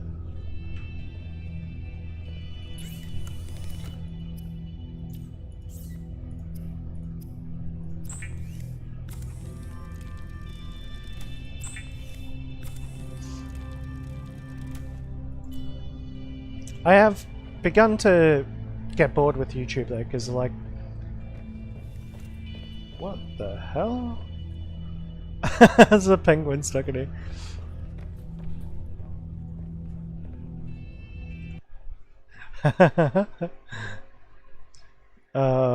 Bug. My pet penguin.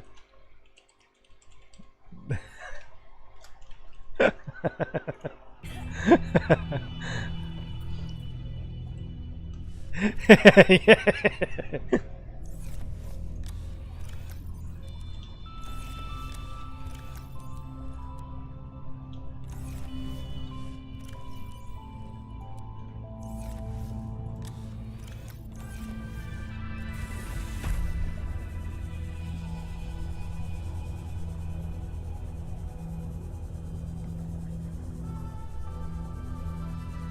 But yeah, like if I could actually transfer my consciousness as opposed to copy my consciousness. If I could transfer my consciousness into a computer system and like live on the net or like in a computer, I would.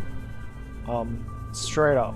I'd do it virtually, like I'd do it as soon as the technology became available for it. But it's actually strange because like the technology to transfer a consciousness as opposed to copying one is much more advanced. And they don't even have the capability to copy a consciousness yet, as opposed to like transferring it.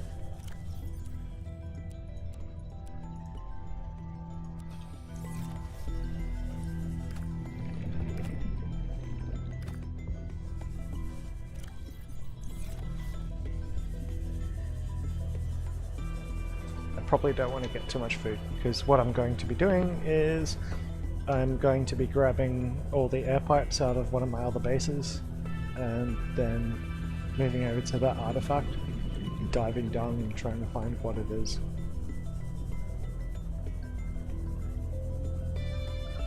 So first up, what I need to do is repair that.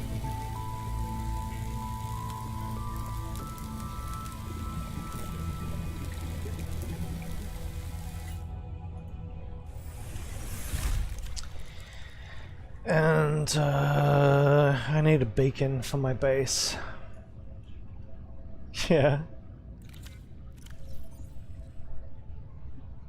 Be nice if they gave something back, eh? Like they steal stuff from you and they give you back something completely random. I've got exterior grow beds now too, so I can do something with that.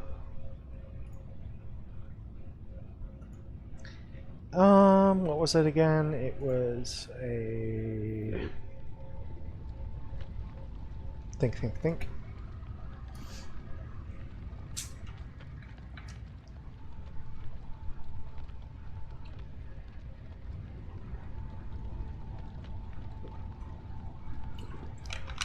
It will come to me.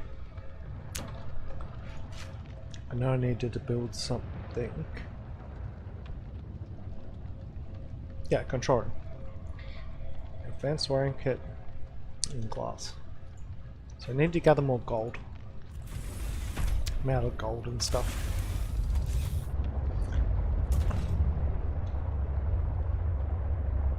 Which surprisingly means I actually have to go to the base that I want to build a beacon at.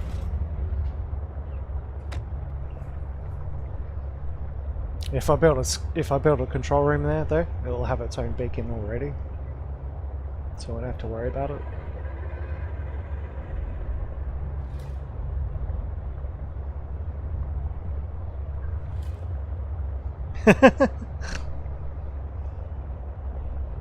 I didn't even notice, to be honest.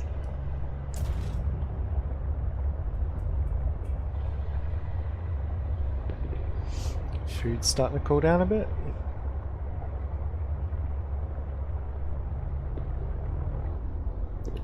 Kill a couple of midges.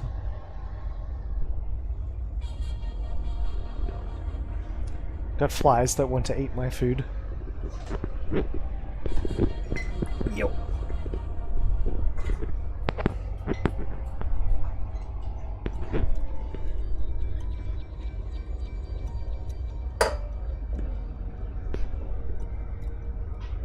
nothing more distracting than when you're playing a computer game and some random buzzing object just goes into your field of vision.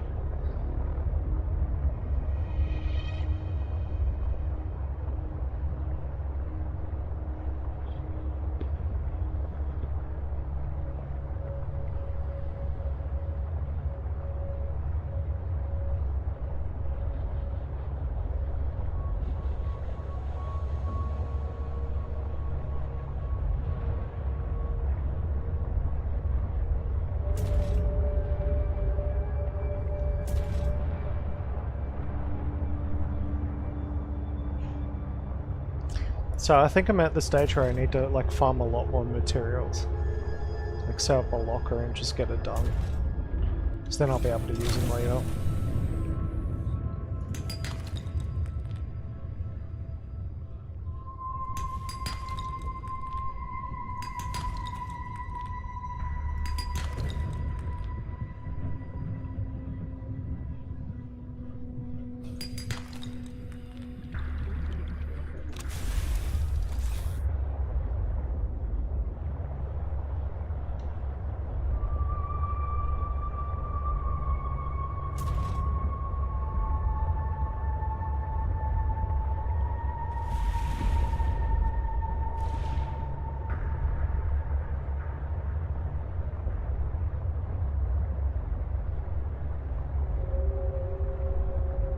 Plus it's running off a bioreactor at the moment. Crashing into things.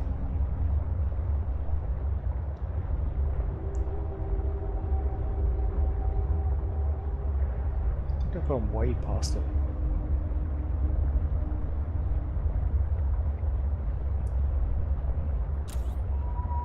Oh, there it is.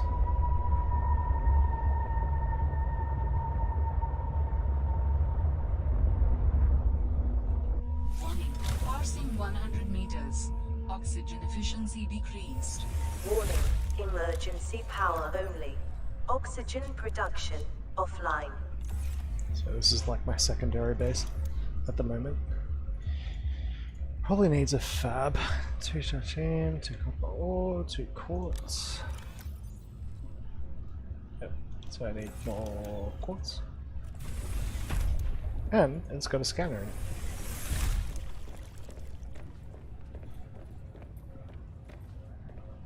And it's also out of power.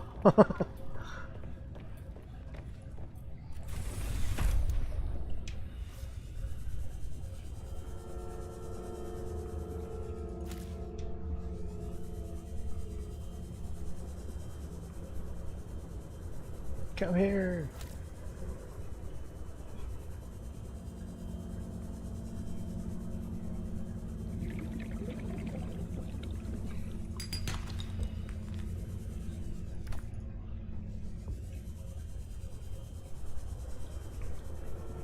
Need to set up some grow beds outside it and like grow some things that I can use in the bioreactor.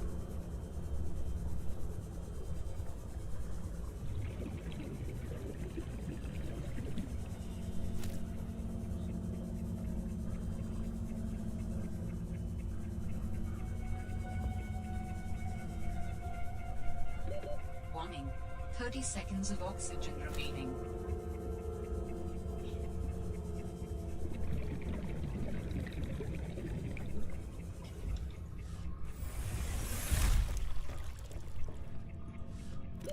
Oxygen.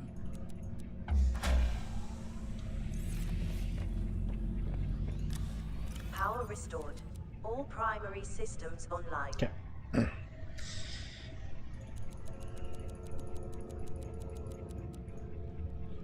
So still need to eat a little bit of food.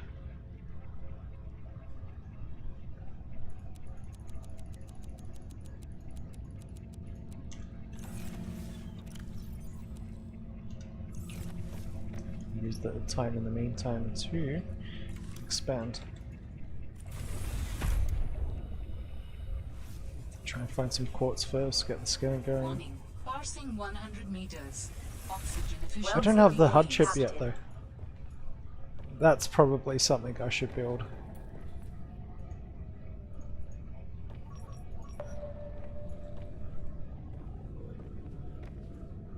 Okay, so if I go up and to the right, there's some quartz over there.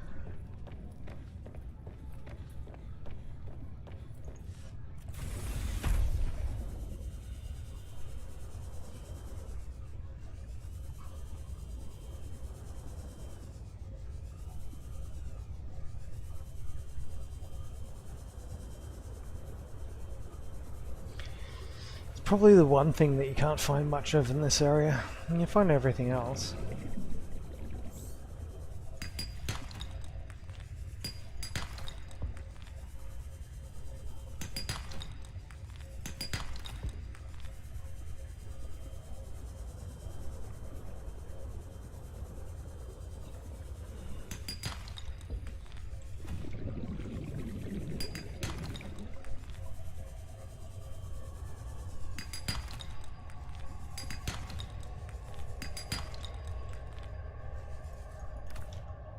Couple of wiring kits.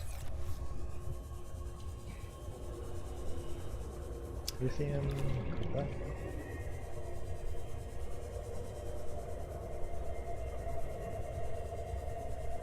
Let's try and find some quartz.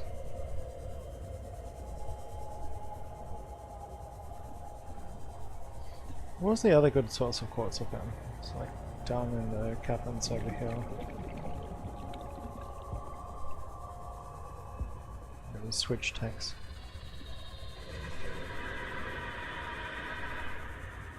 Hopefully while I'm randomly searching for materials I find a moonpool. Meters.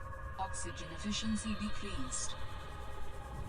Don't think I've been down there yet. 30 seconds of oxygen remaining.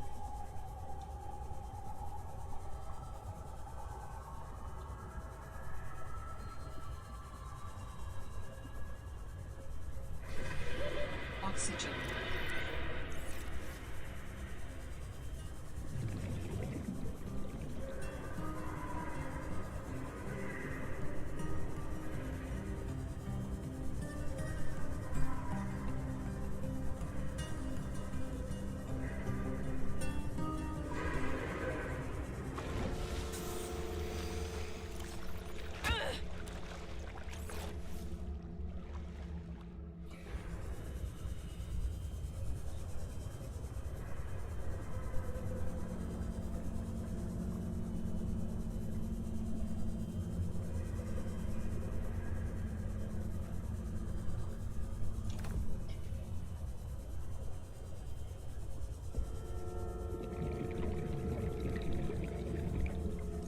Yeah, see if the scanner's actually picking up more quartz.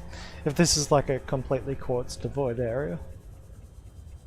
I know places where there's a lot more of it, so...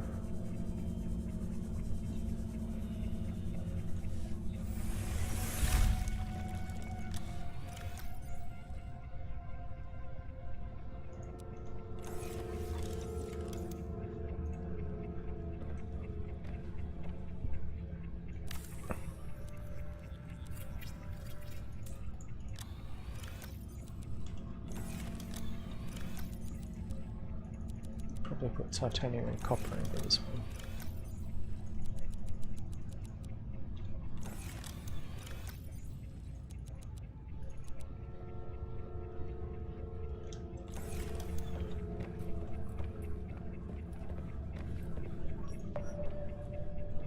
It's just like the one. Hey, wings.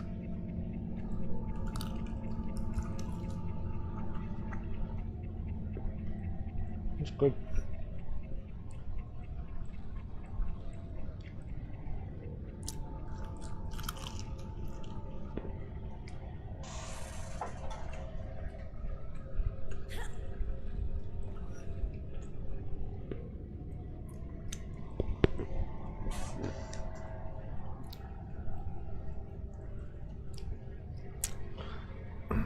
So there is quartz there, but there's not much of it.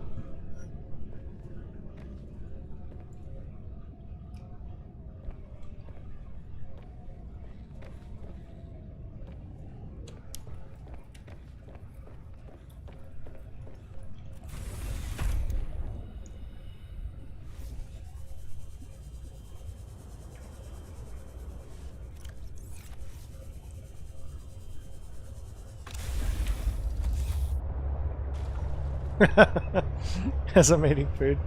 I forgot to think about that.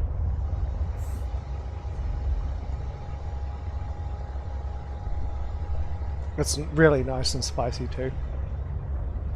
Szechuan peppercorns for the win.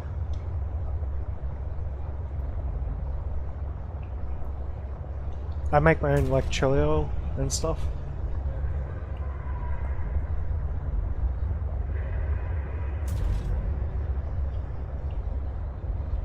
It's been sitting in the fridge for a while without me using it on any recipes, so I thought I'd just dunk all the chicken in.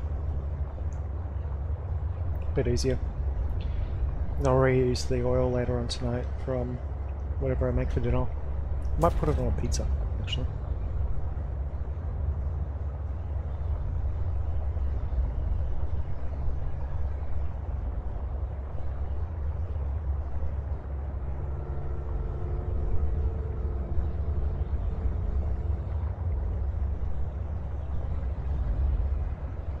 Oh, look at all that. That's too hard to pass up.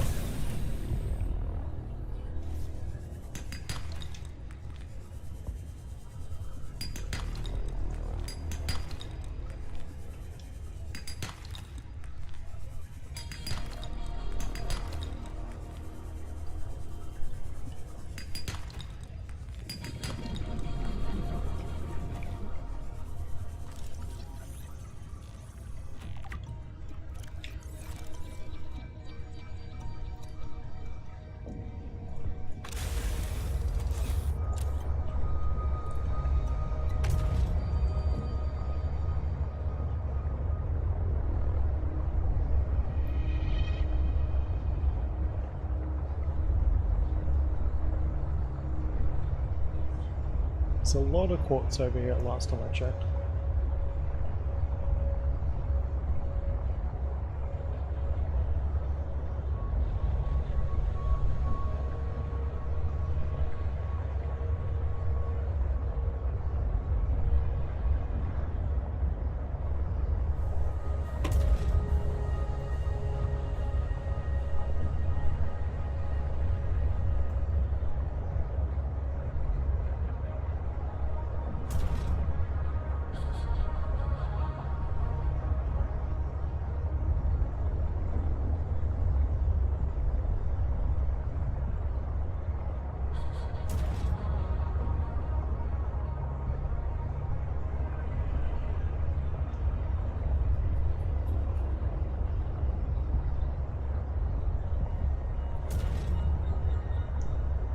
So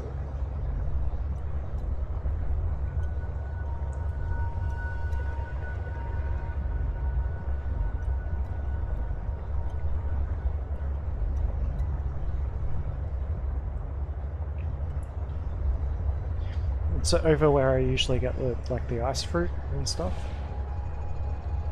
I'm always swimming past like 500,000 nodes of it.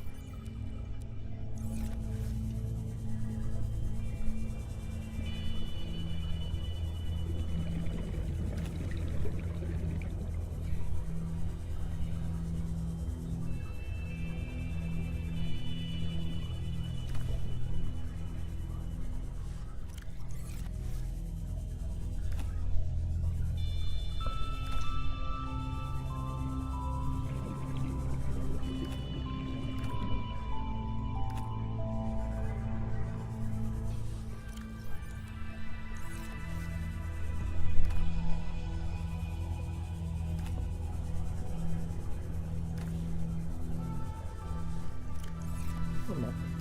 Okay. Heaps of quartz. When I see my low tech answer to like it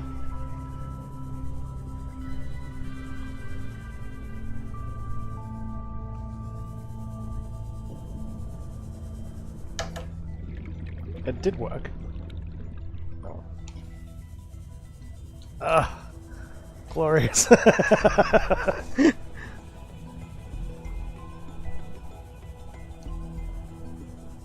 I think I parked it right. Mm.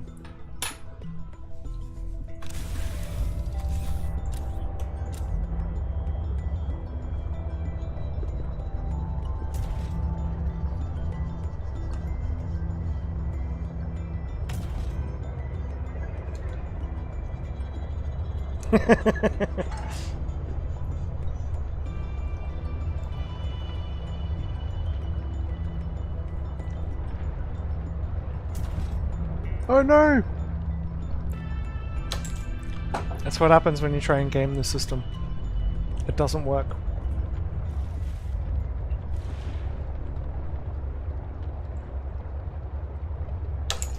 Oh, come on. Okay.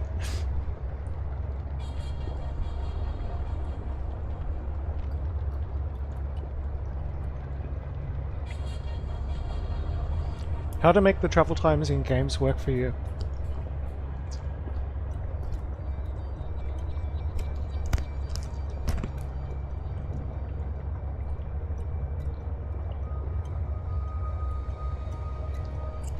You could always do a Jack Black and like strip it. Yeah, the guy from like Skull of Rock, he eats them like this.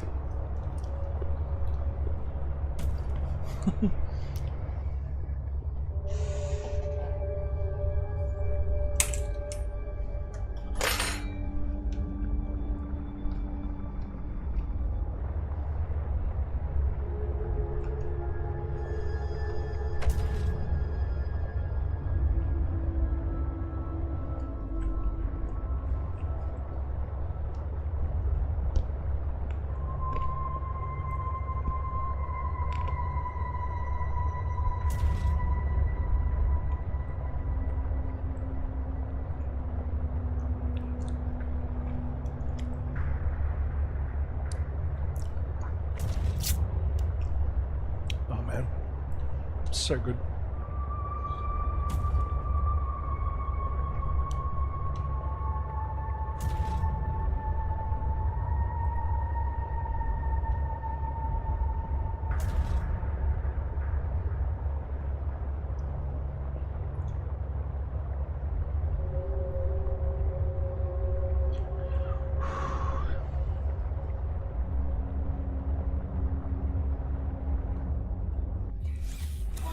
Parsing 100 meters.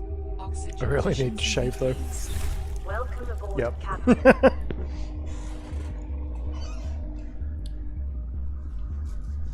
I swear like 50% of the time when I shave, it's because of food. The other 50% is because it's too hot.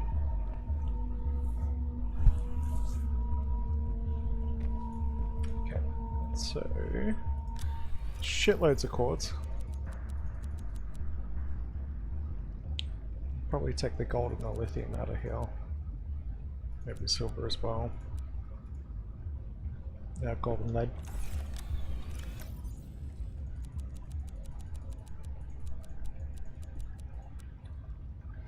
Alrighty.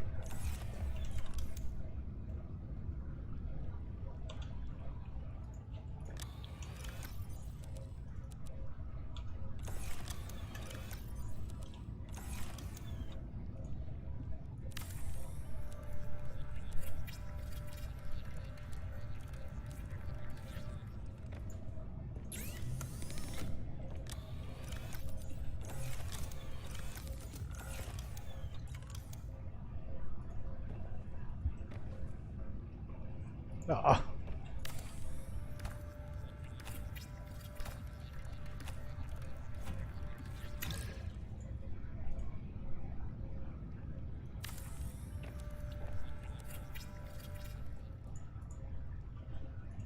Will it fit? Yes.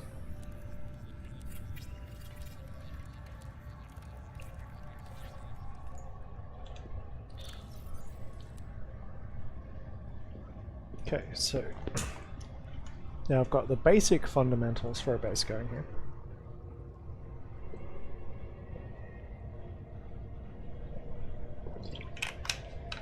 I might grab those pipes and go explore that artifact.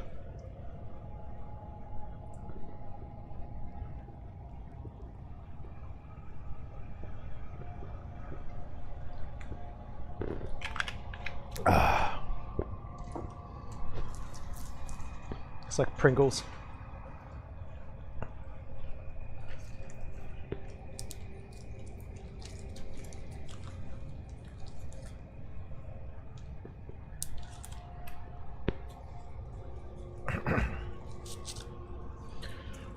Once my lungs get used to this damn tobacco.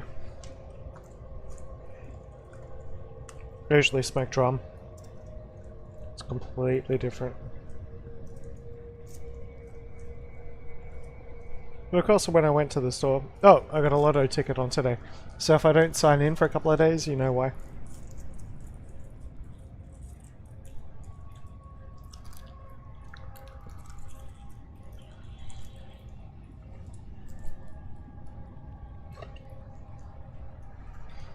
I reckon even if I won 20 million bucks, I'd still be streaming.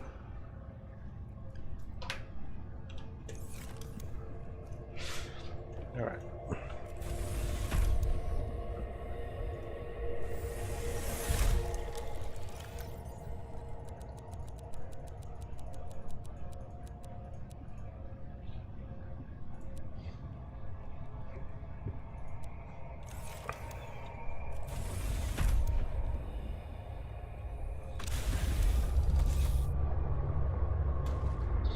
Artifact number 1.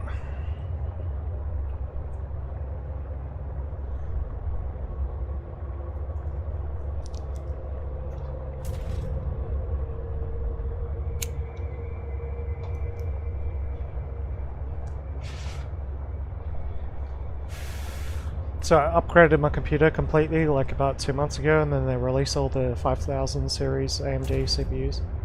I was like, oh, I knew I did it too soon. Someone will still buy the parts. So I should be able to get like 50-60% cash back at least on all the shit I bought. It's all practically brand new. But could you imagine having like a 12-core AMD processor at like fucking 5 GHz? And holy shit. I think this one's only at about 4.4 overclocked. Something like that anyway.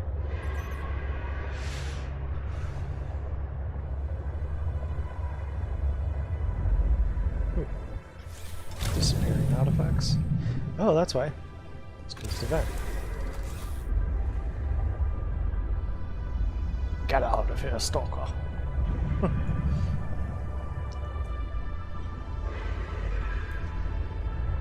It's nice to have like lithium close to the surface for a change. Crystalline sulfur too. Good little farming area.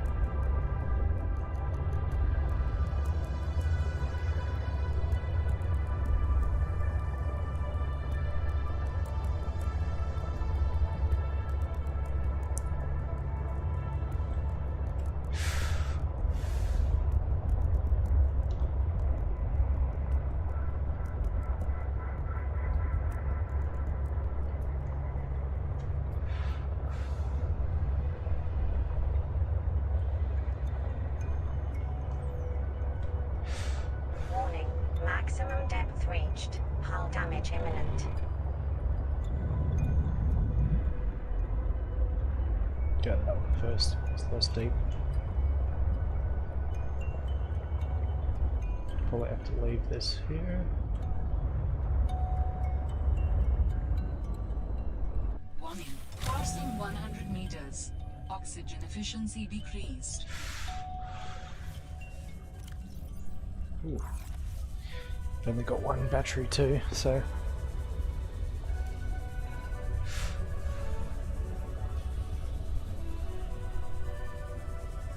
What do you reckon that's the entrance?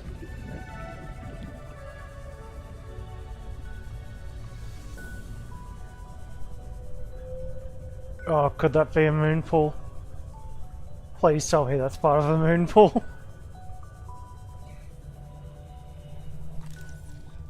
Nope. New technology acquired. No! Fucking mesmers. Oh shit.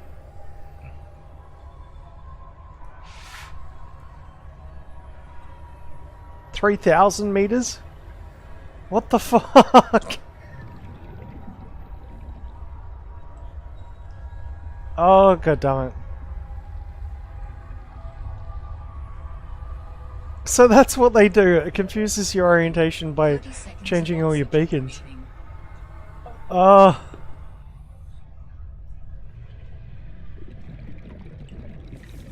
Hope this is still up.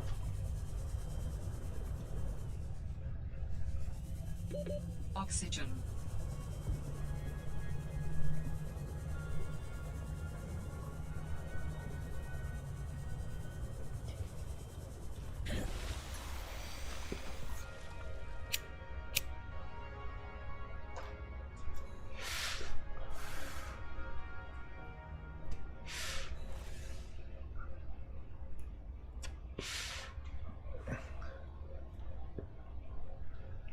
As they say in Russia, there's nothing wrong with a little bit of cold.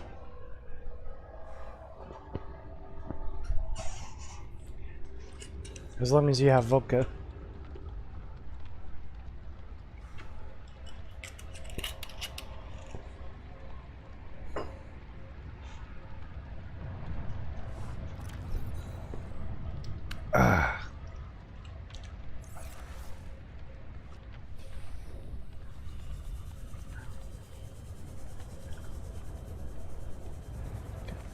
Working about here. One thing I love about like Blazeria is it actually forces you to use these things.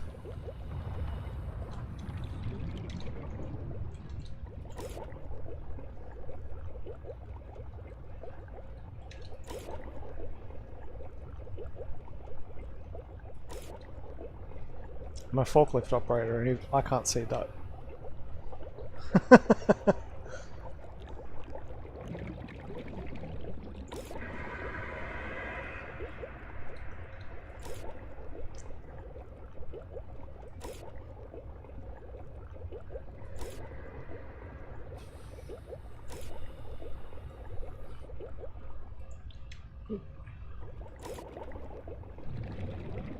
Warning. Passing 100 meters. Oxygen efficiency decreased. Scans indicate nearby iceberg has interior chamber.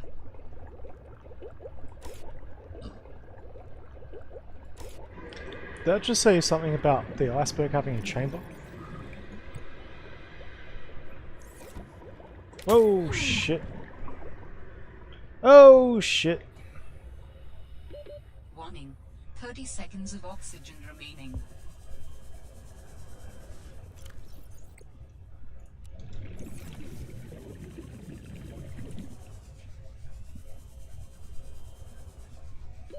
Oxygen.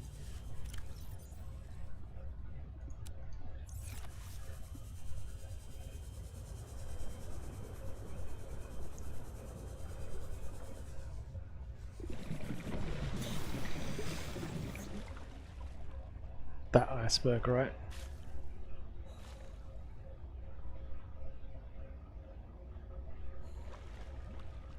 I'll go check it out while the trail is still hot.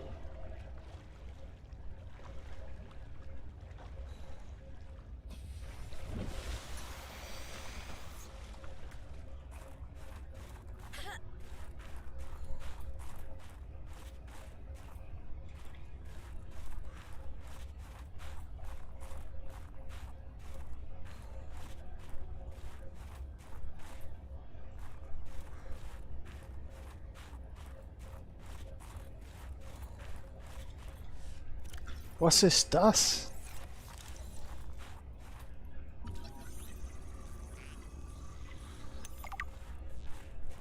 Satellite.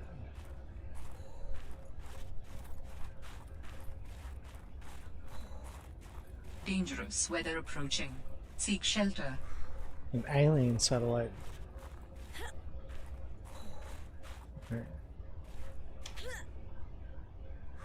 Seek shelter. Do what I will do. Whoa.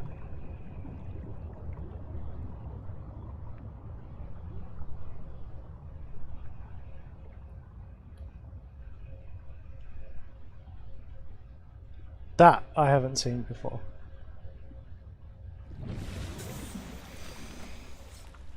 Where's my sea truck? Over there. Yeah.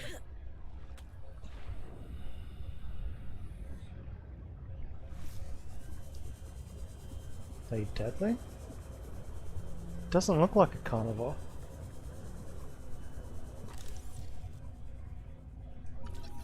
Wow.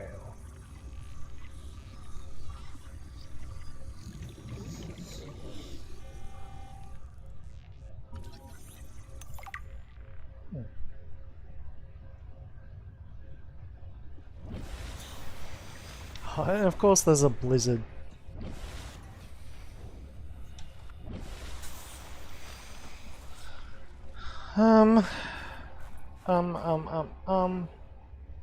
It kind of looked like a platform from where it was. Now I don't know what it was.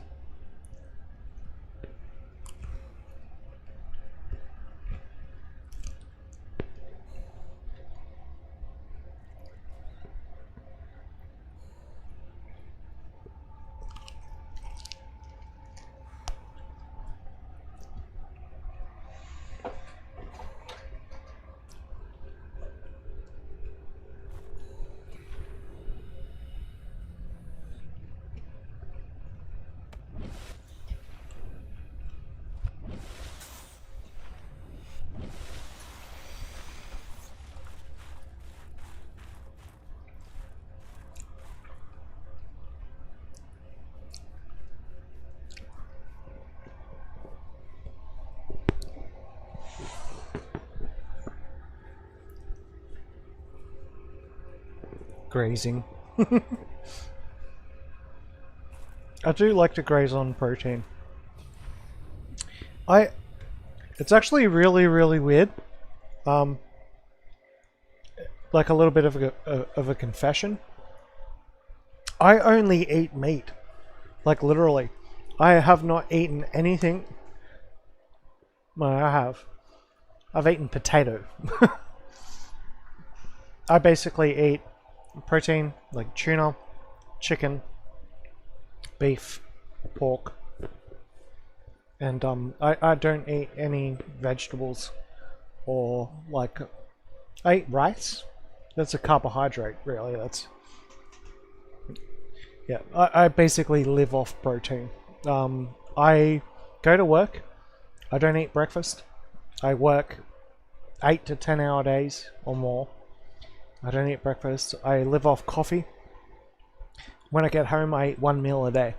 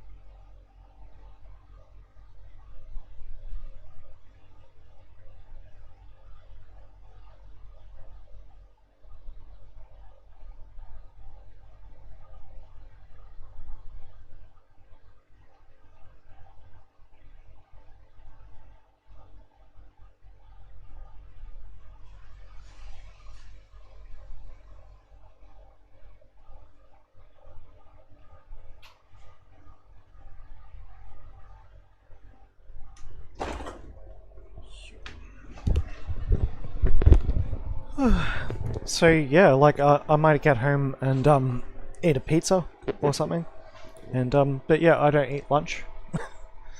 I basically only eat like meat. I have vegetables maybe once or twice a week, if I'm lucky. And the rest of my carbs and stuff come from alcohol. And like I've still got like shoulders like rocks and all that sort of stuff. And my bones are good as well. I had a previous back injury about like 6-7 years ago, and I basically live off. I have fuck all calcium in my diet. I've actually got to be very careful about osteoporosis. I think I binge on milk or like anything that's got calcium in it like once or twice, maybe a fortnight. So like every 2 weeks, like once a week I'll have something that's got like calcium in it. Though I suppose you could get calcium out of like mayonnaise and shit.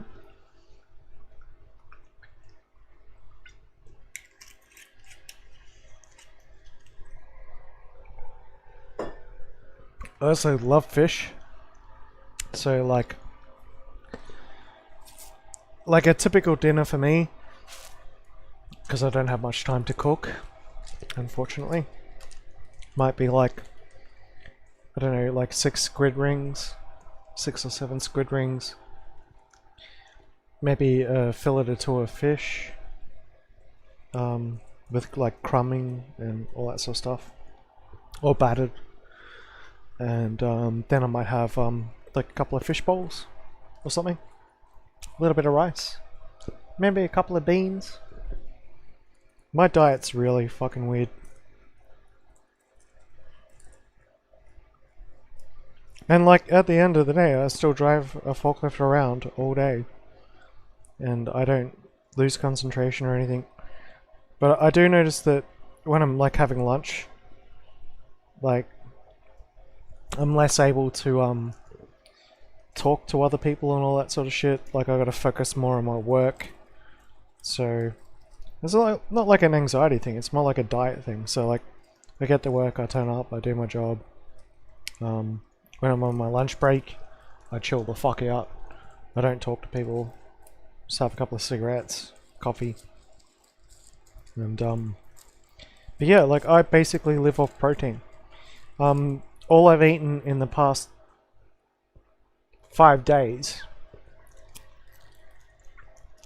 is about 4 tins of tuna, shitloads of coffee, 1 pizza, the chicken wings that I'm having right now, a couple of nuts, like mixed nuts or whatever, like so peanuts, almonds, cashews, a couple of pistachios. Yeah, my diet's fucked.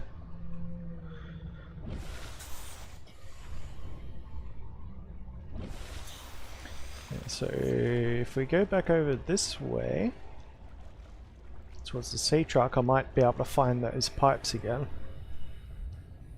It was right above that artifact, wasn't it?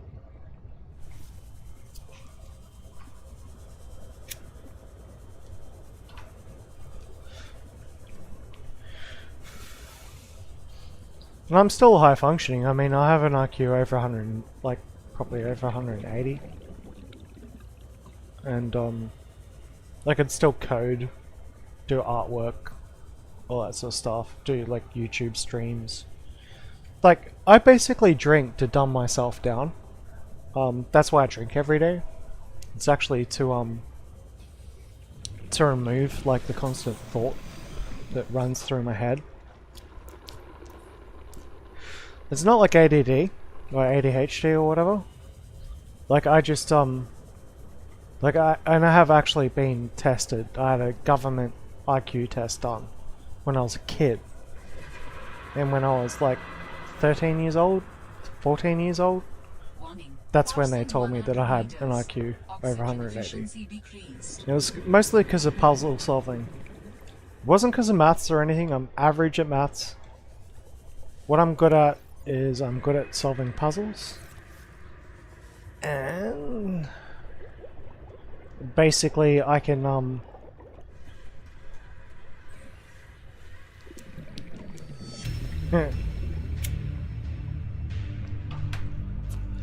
I knew that thing would be down there. Hopefully it gives me back all my air pipes.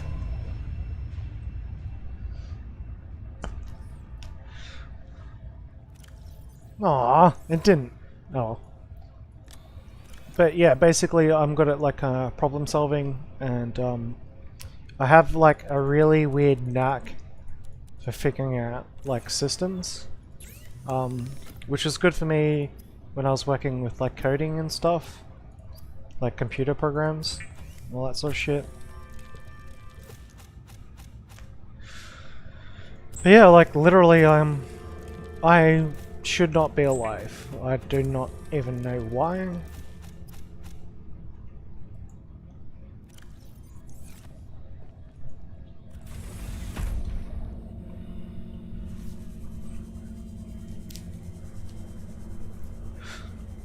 Like, I buy vegetables and like salad and stuff. Like, I've got a bag of salad, like mixed leaf, like leafy greens, in the fridge, and I bought some wraps to go with it. To like maybe make up some wraps that got some protein, some veggies, some salad, and all that sort of stuff in it. But like, I lack the motivation to actually make a wrap. Like sit there and cook something. So most of the time when I cook, it's like really, really simple stuff. I love like Japanese food, and I rely upon my knowledge of making Japanese food immensely. So like cooking rice using the evaporation method, use like medium grain. It's not exactly like hoshikari or koshikari rice, but it's as close as you can really get in Australia, cheap. I eat a lot of pickles, so that's probably where I get some vegetables from. But I only do that like once a week, maybe once a month.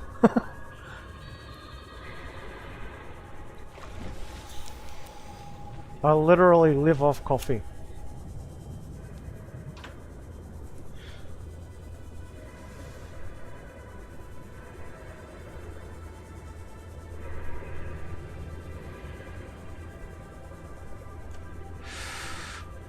What I really need is a girlfriend who can cook. That's not even that's not even being sexist. Like I just need someone else who lives in the same house, who cooks food. I like kind of a regular schedule, because like I work from like 6 to like 4 most of the time. I don't even get home, and so like in the morning I get up at like 5, have a quick shower, get all the concrete dust off and stuff, scrub up, maybe a bit of mouthwash. Then I go to work. I drive a forklift like a maniac. I'm good at it. Then I, you know, like lunchtime comes around, morning tea. I go out, have a cigarette, chat to the other people who are smokers. And there's not many people who are smokers in this day and age. Like, but it's really good because the boss at the place where I work is a smoker. So straight away he was like, no, we have to have a smoking area, so we can actually have a cigarette and not have to sit in front of, like on a gutter and have a smoke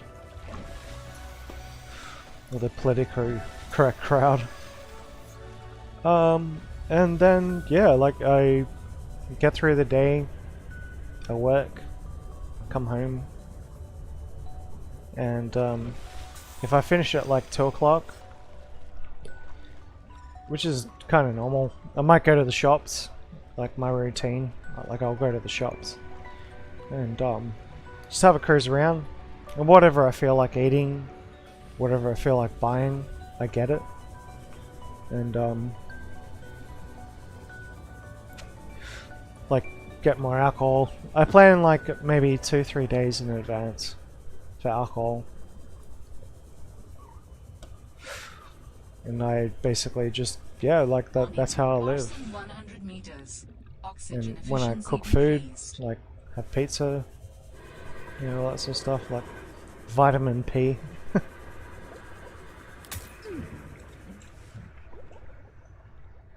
Okay, let's see if I can get past this fucker.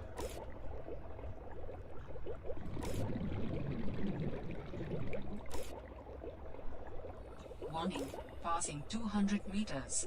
Oxygen efficiency greatly decreased. How deep can I take it?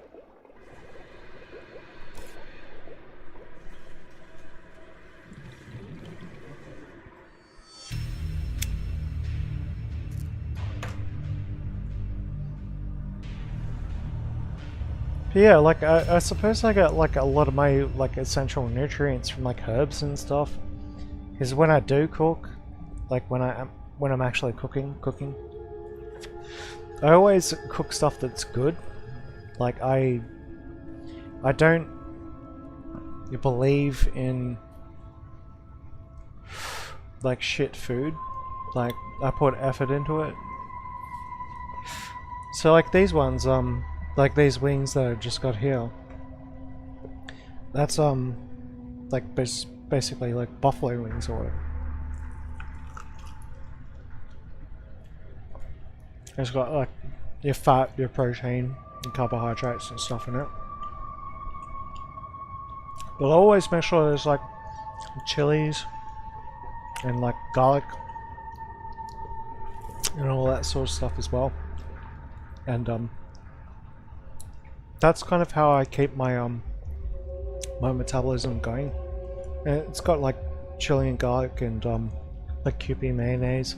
So it's got vinegar in it as well, I suppose. Because Japanese mayo is made with vinegar. And yeah, like I just like I literally live off protein. It's really weird. And like I drive forklifts all day picking up cartons, and like I can run, I can jog. And I look at people who are like eating like what's supposed to be like the food pyramid or whatever. And they're often so weighed down, like they're eating heavy food. So I won't eat chicken every day like this with oil and all that sort of thing, because that's like heavy. Makes you feel heavy after you've eaten a lot of it. But it'll be like things like fish. So like I'll mix it up with like fish, and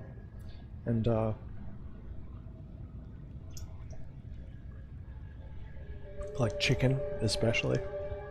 Chicken is really good. I eat very little beef, which is actually surprising. I can buy like a packet of like sirloin beef, and it'll sit in the fridge for a week before I even touch it.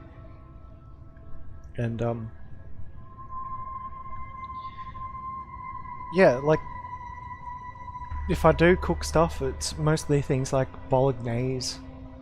I can make a really mean bolognese, like carrot, celery, onion, make the whole like trifecta, the holy trinity, before I actually make it.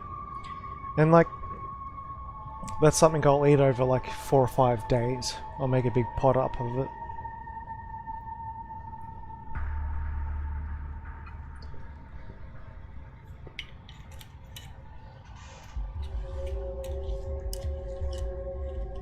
Like chili con carne, and chili con carne, or however you want to pronounce it.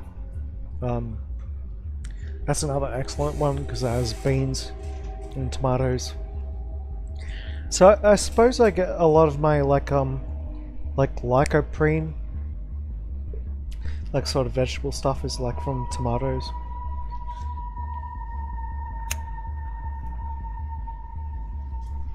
And the rest of the mass I get is like from stuff like beans.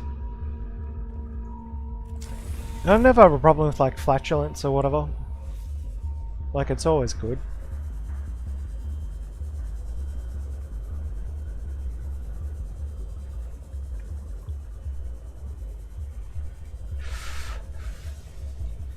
Remember when I was younger, when I was going to uni, I had a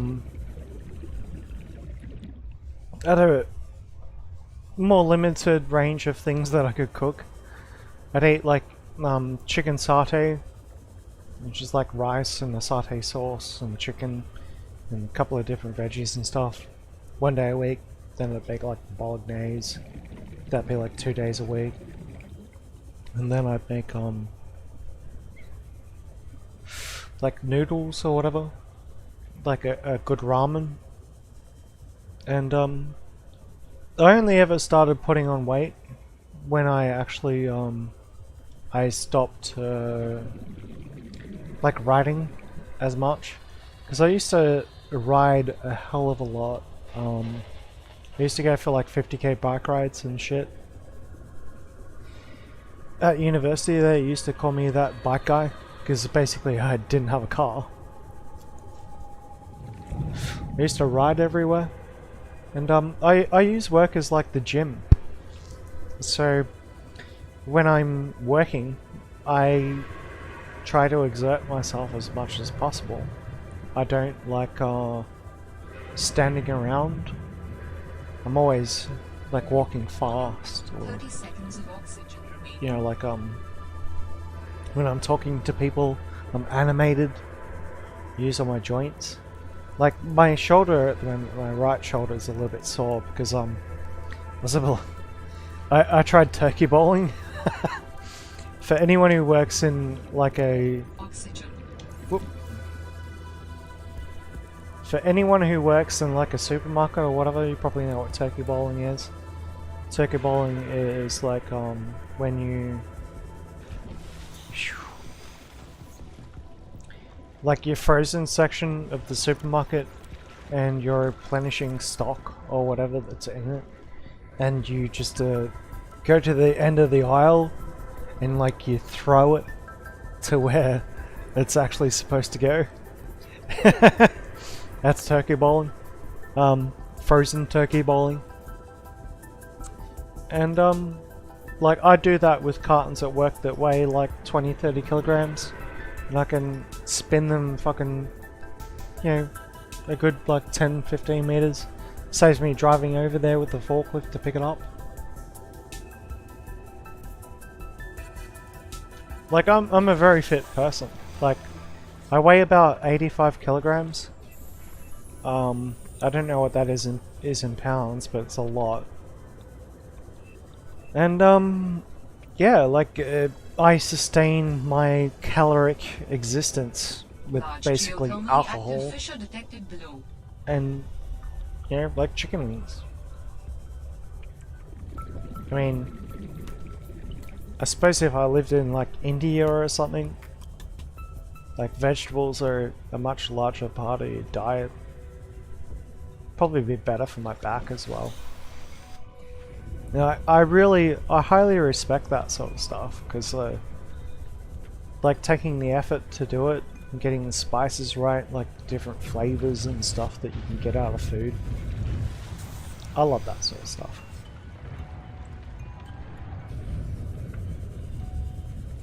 But at the end of the day, I am a single guy who lives by himself in a 3-bedroom house. And I work really hard. And I don't have time to cook.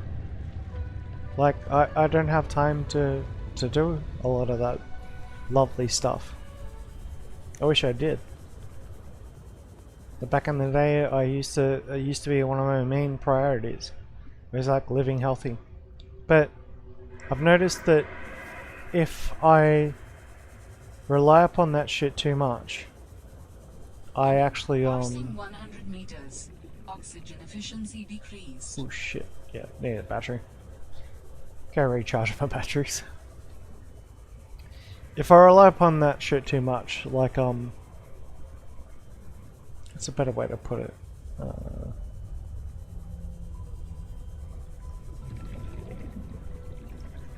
Like, you spend way too much time.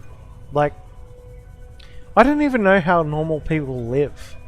I mean, I spend my time when I'm not working, watching YouTube or watching TV series stuff on like different streams, like anime, or like just in general.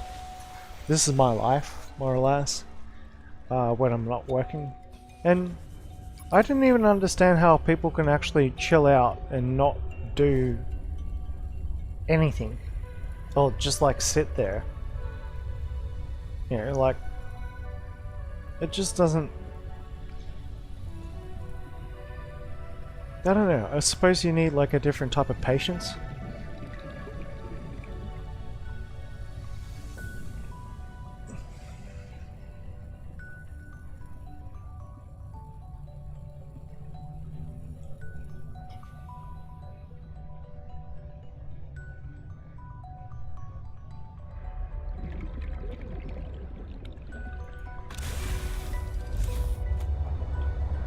God knows I'd be a horrible parent. Though, to be completely honest, I think I'd be a really good parent. It's like, basically do everything I don't do.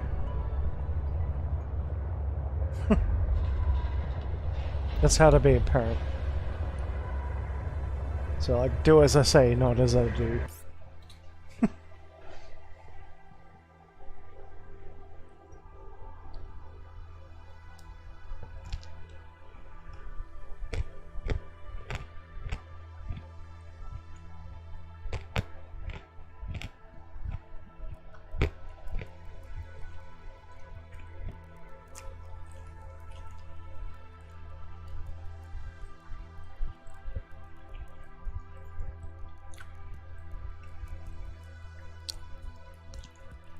I suppose like being in Australia, it's like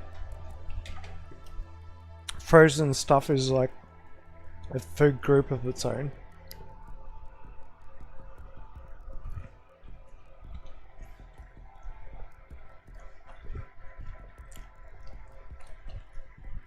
And like,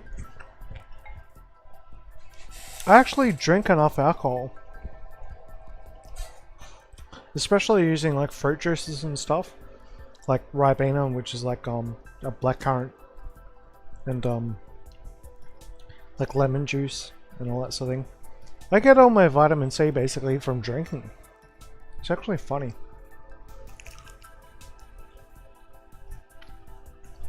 It's not dissimilar to like how sailors in the 1800s survived, I suppose.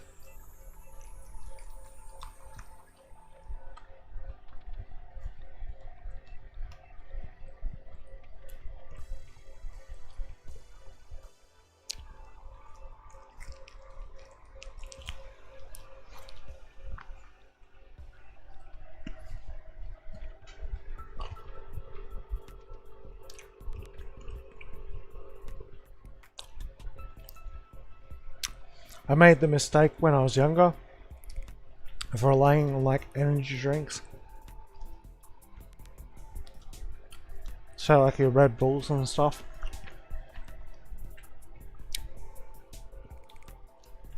And basically all I found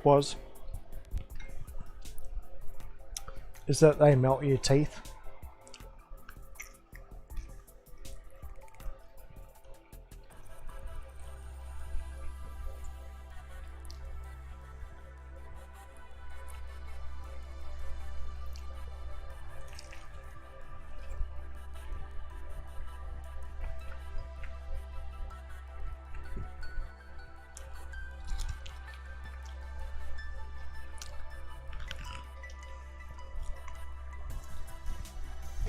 I've still got all mine, most of them. I'm missing one tooth.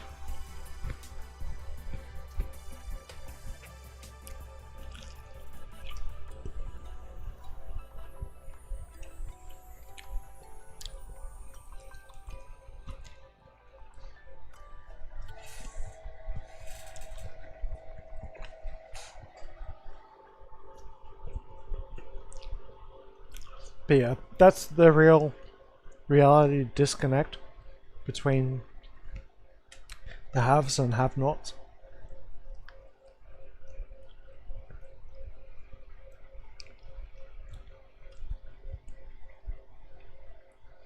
Because if I had enough money, I could always get my traded, live however I want to actually live.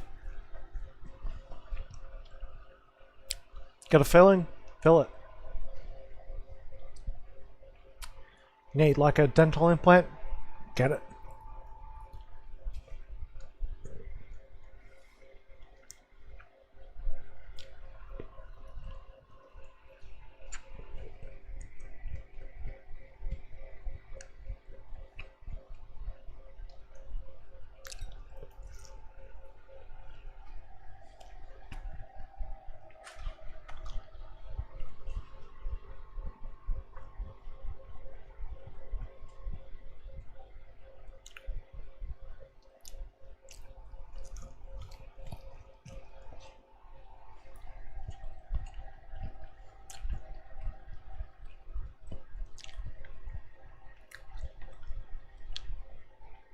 The problem with being a gun contract forky is that you'll be really, really good at your job.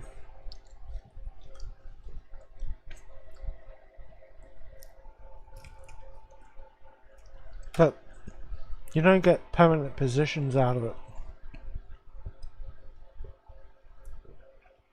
Like, it'd be great to work for a company, like just one company, and work for them for 20 years.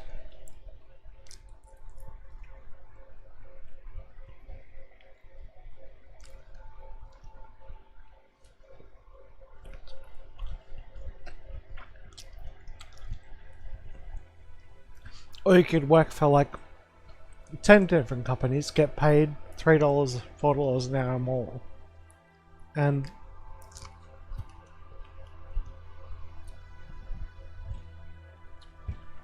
never have a paid holiday. Never have time to do anything.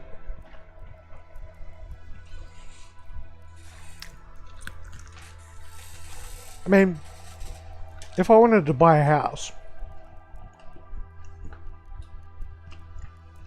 which I do, I'd have to basically save up like the entire amount for the house. I wouldn't be able to get a mortgage. Can't get a mortgage because there's no guarantee that I'll be earning the same amount of money 4 weeks from now as I'm earning right now.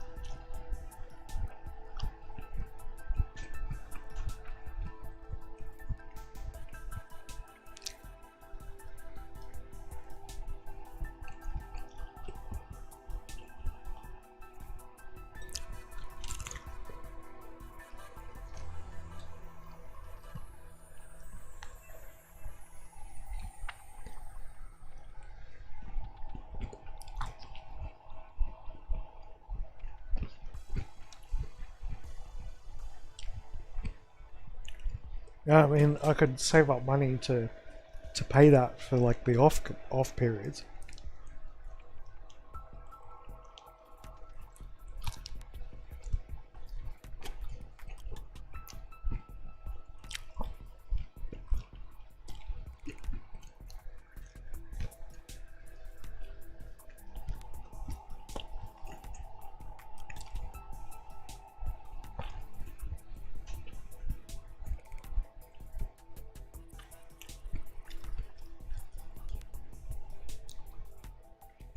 But yeah, like 1 week I could be earning $1,500 a week.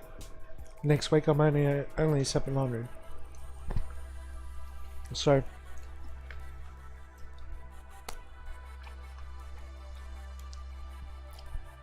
I mean, already renting a house by myself, like having my own independent lifestyle, that's already more than enough.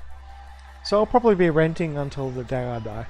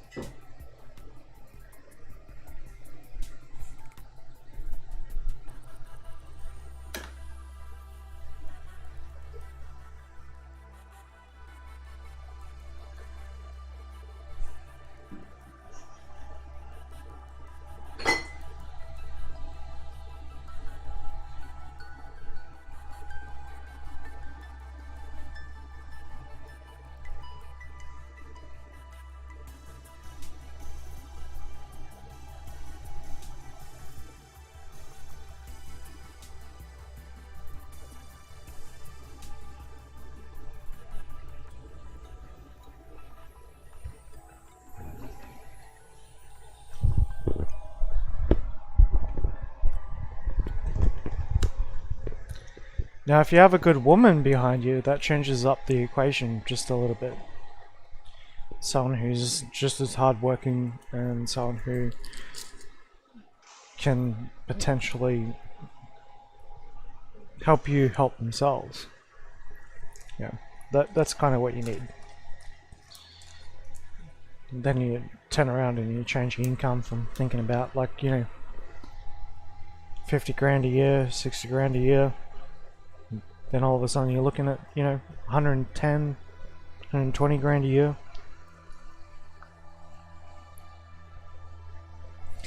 But I've already failed in my opportunities for that. I had a couple of good ones.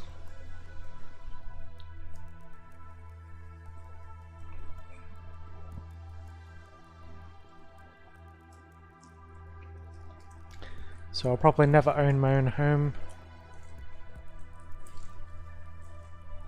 Never get a chance to like open a business.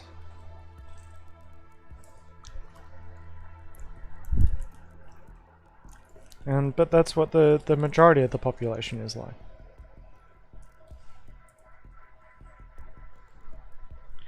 And you wonder why you get all these rebellions and terrorist shit popping up all over the planet.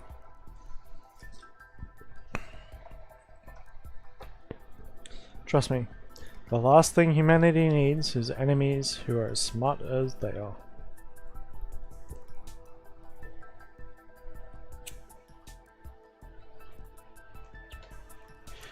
Looking forward to a post-scarcity environment, if I live to see it.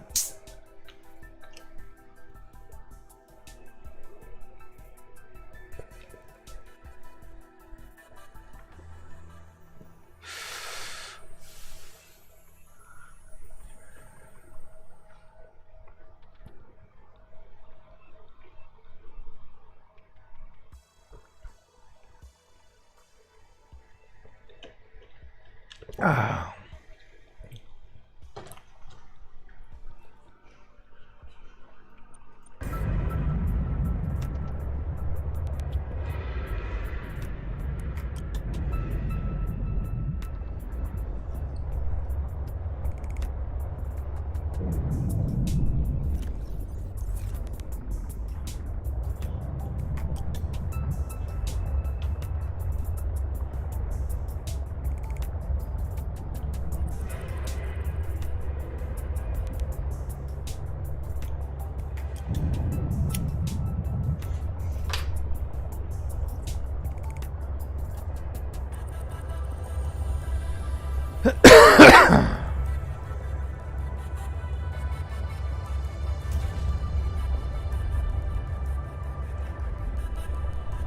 That's right. Batteries.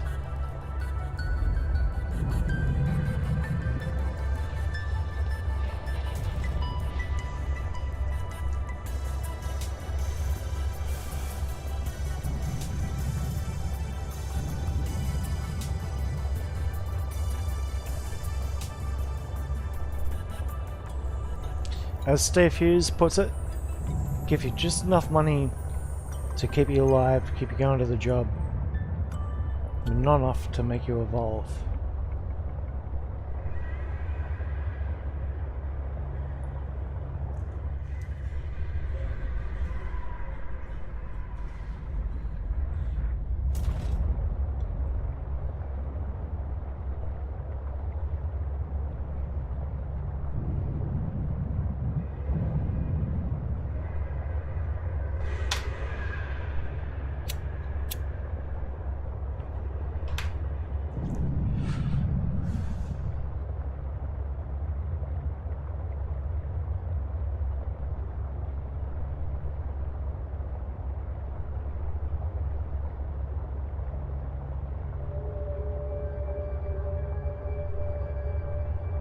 Calorie intake recommended.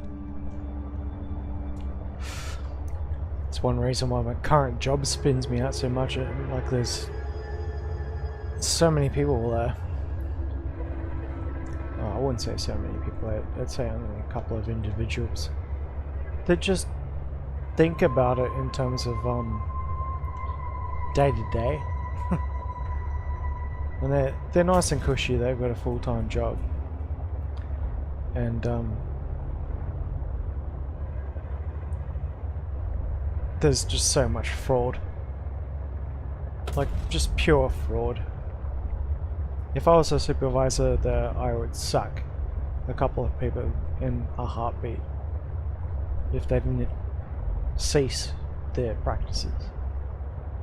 And just fucking get them to improve themselves. Evolve, cunts. And there are a couple of people who are absolutely fucking awesome. And there are a couple of people who are just completely unsuited to the role that they have. And the reason for that is because Stabilizing. you have the culture where, you know, like, you just let people plod along. No, it's not about the customer, right? Who gives a fuck about the customer? I do. That's my job. And I'm very fucking good at it. I fix problems. I go into all sorts of different businesses. And basically my job is to fix problems. Not just fix problems, but work with problems that are existing and then fix them. That's why I get paid the money I get paid. It's just enough for me. If there were two people getting paid what I was getting paid, I'd be able to buy a fucking mansion. Welcome aboard, Captain.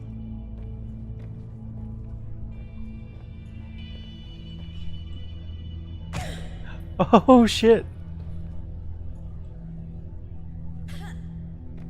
Yep, pumped up by the penguin.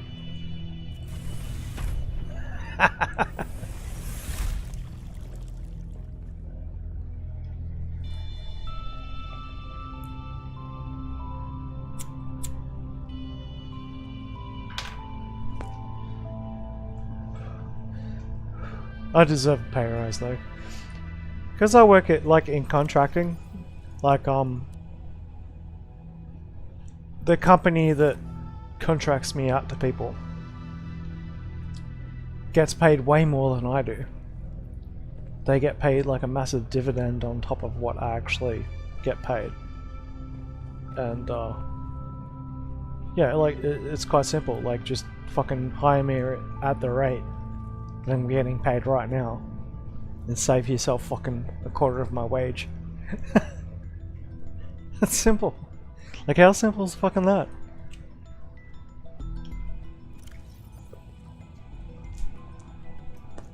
Because if I don't start getting paid more, I'm gonna fucking move somewhere else.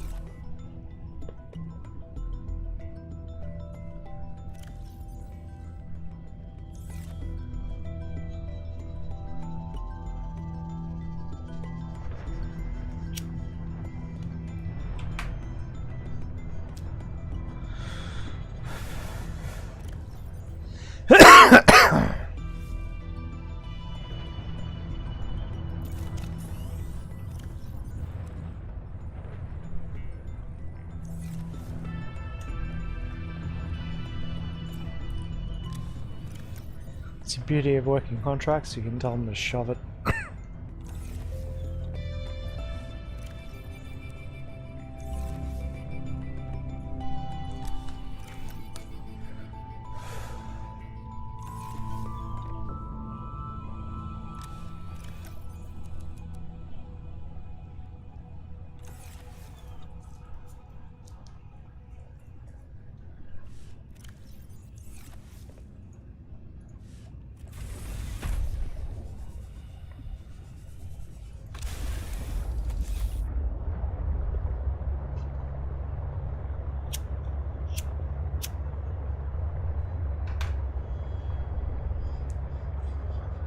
I could be getting paid $10 more an hour for what I do.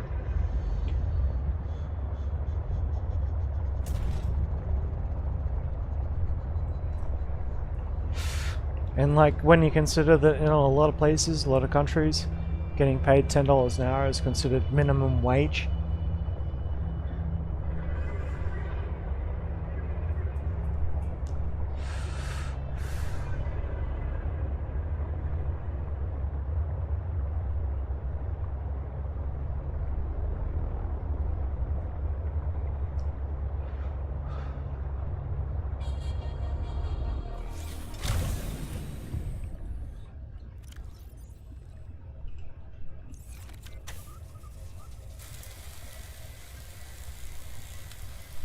I'd be happy with 35 an hour, I reckon.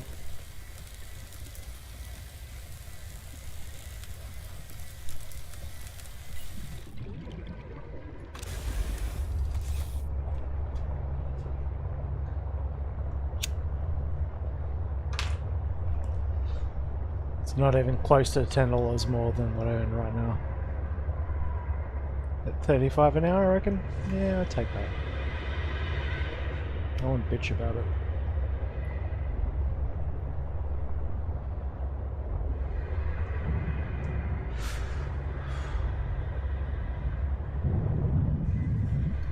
Holy fucking shit, the thing's following me across the map.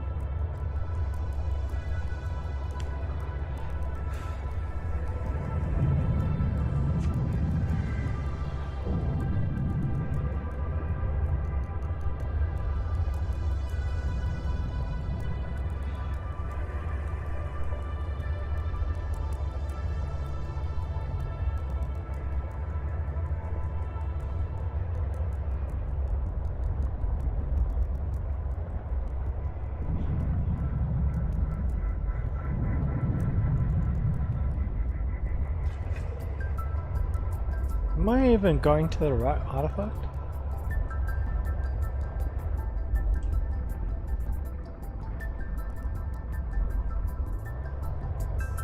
No, I haven't explored this one.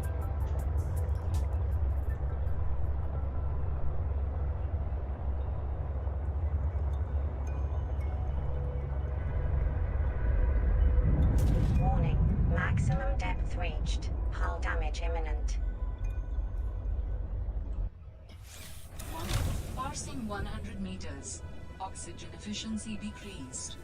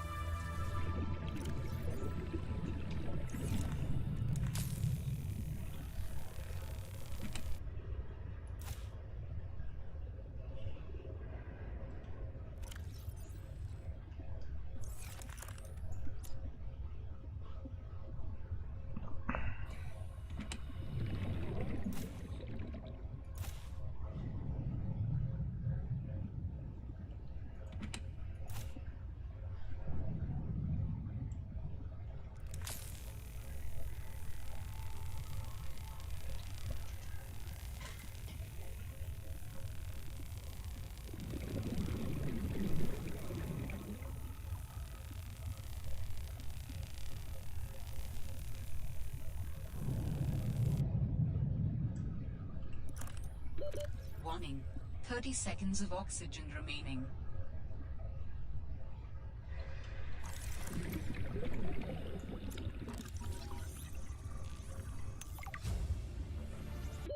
Oxygen.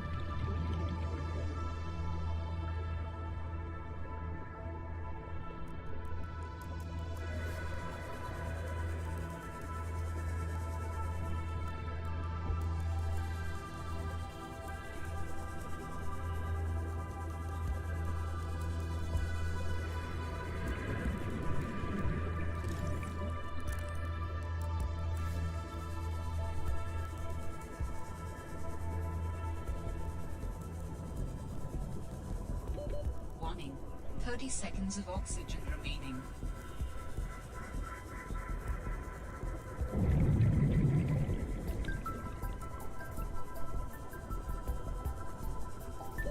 Oxygen.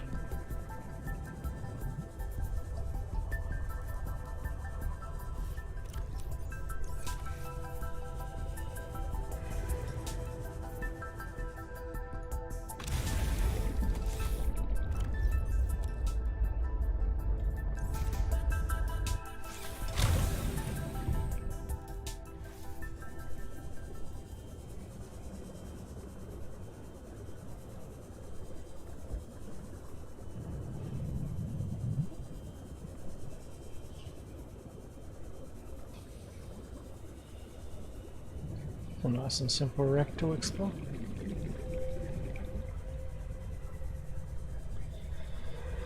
Alright.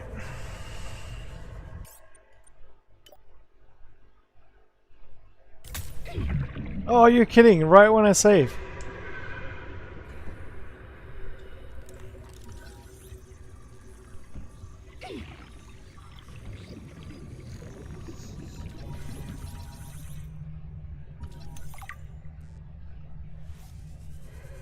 Got a chunk of me? No, you can fuck off.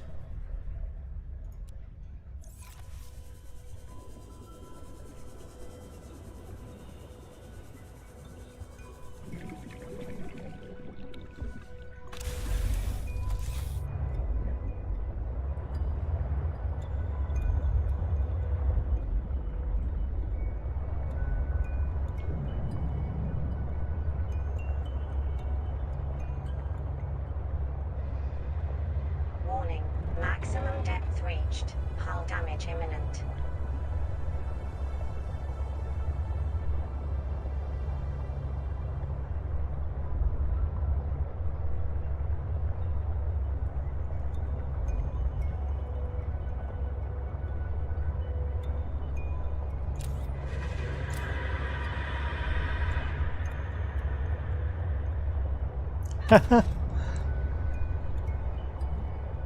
One of the creatures is stuck on the pipe that I started putting down.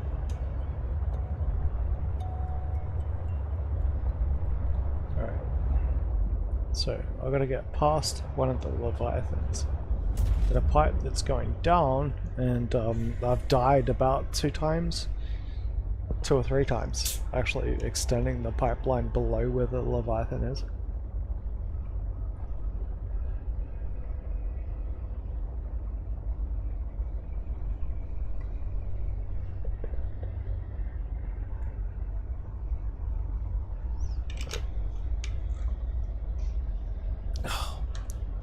Let's see if we can make it a 4th time.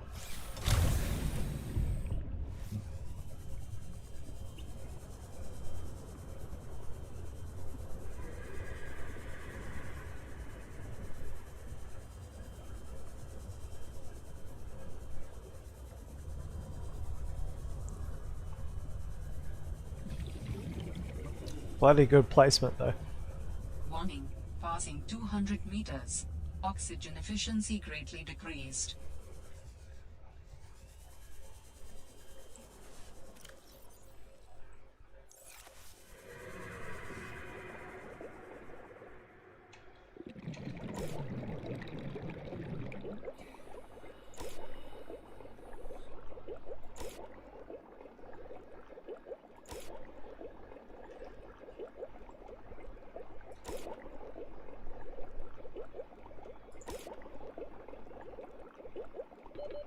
Warning.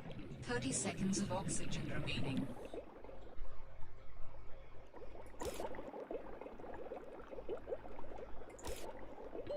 Oxygen.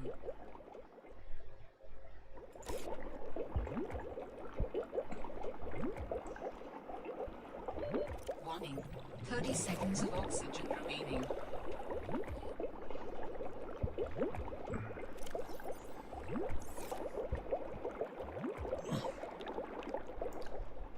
When you're this deep, oxygen basically gets lost as fast as you can refill it.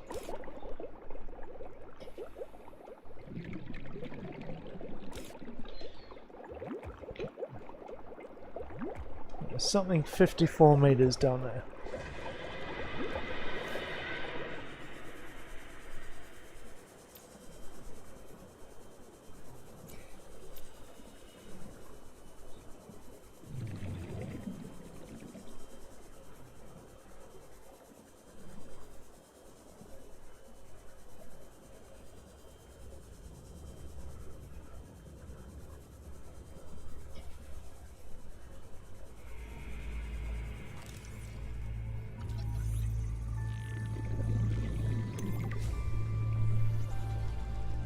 New blueprint acquired.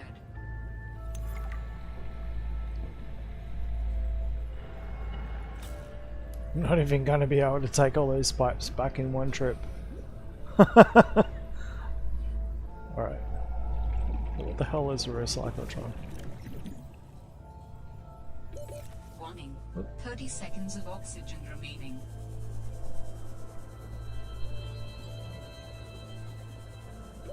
Oxygen.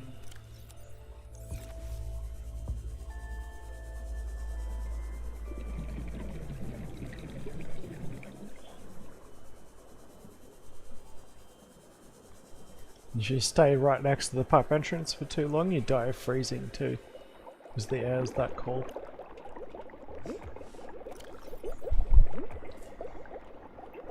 Okay, blueprints.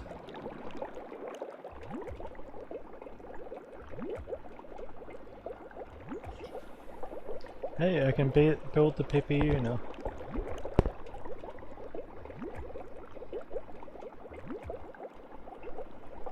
Rebreather. Build that one.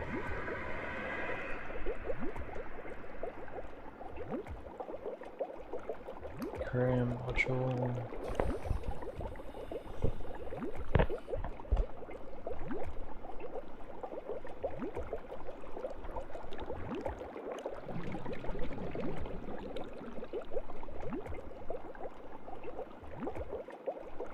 Cyclotron.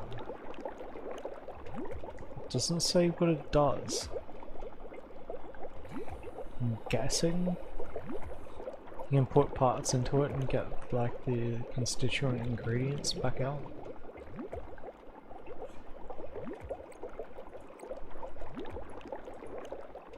Guessing. That's freeze to death. Hypothermia imminent.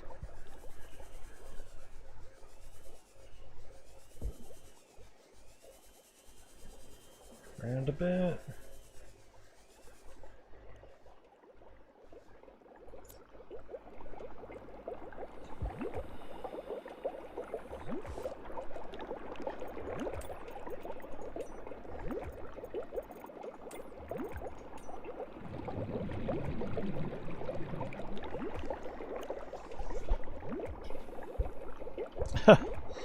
So you can actually ram fish and collect them. That's awesome. That'd be great for like bioreactors.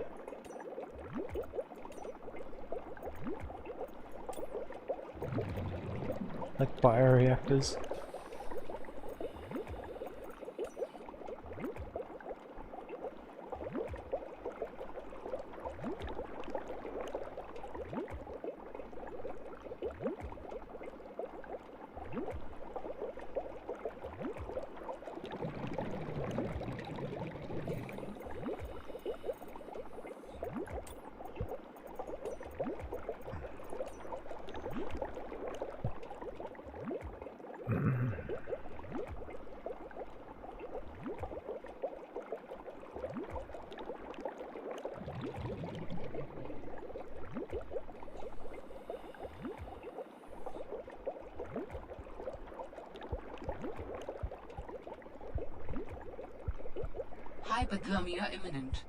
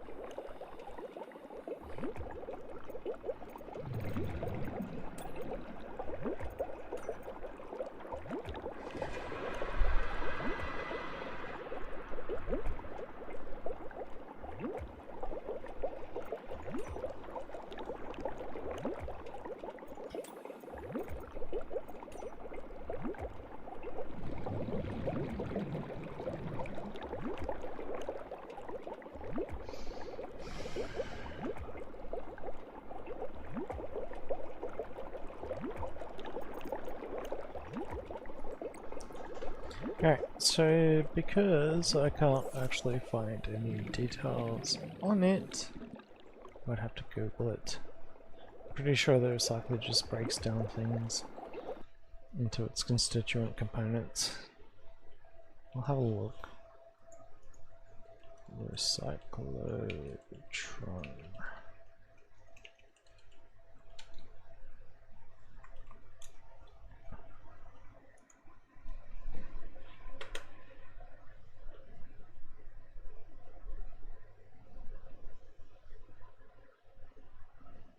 Sweet.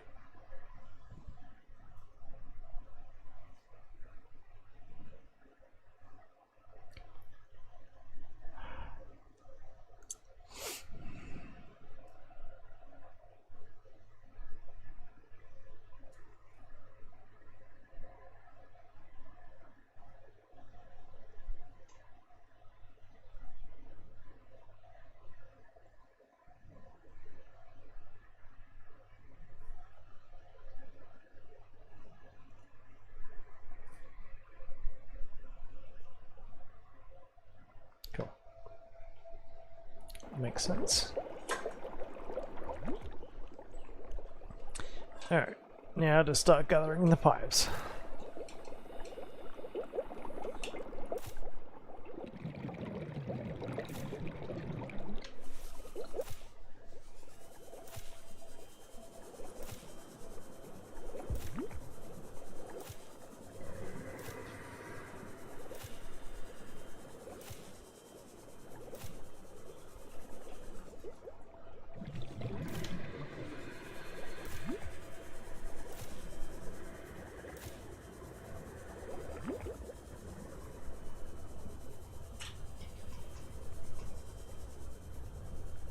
That's a lot of pipes.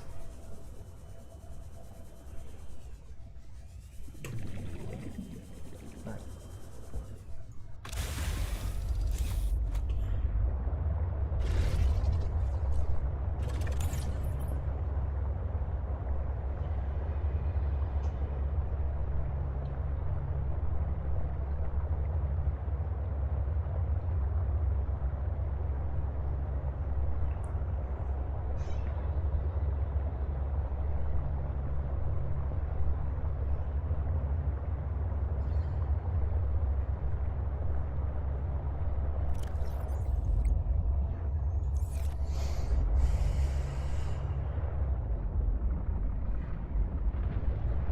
So the next one to look for is that one.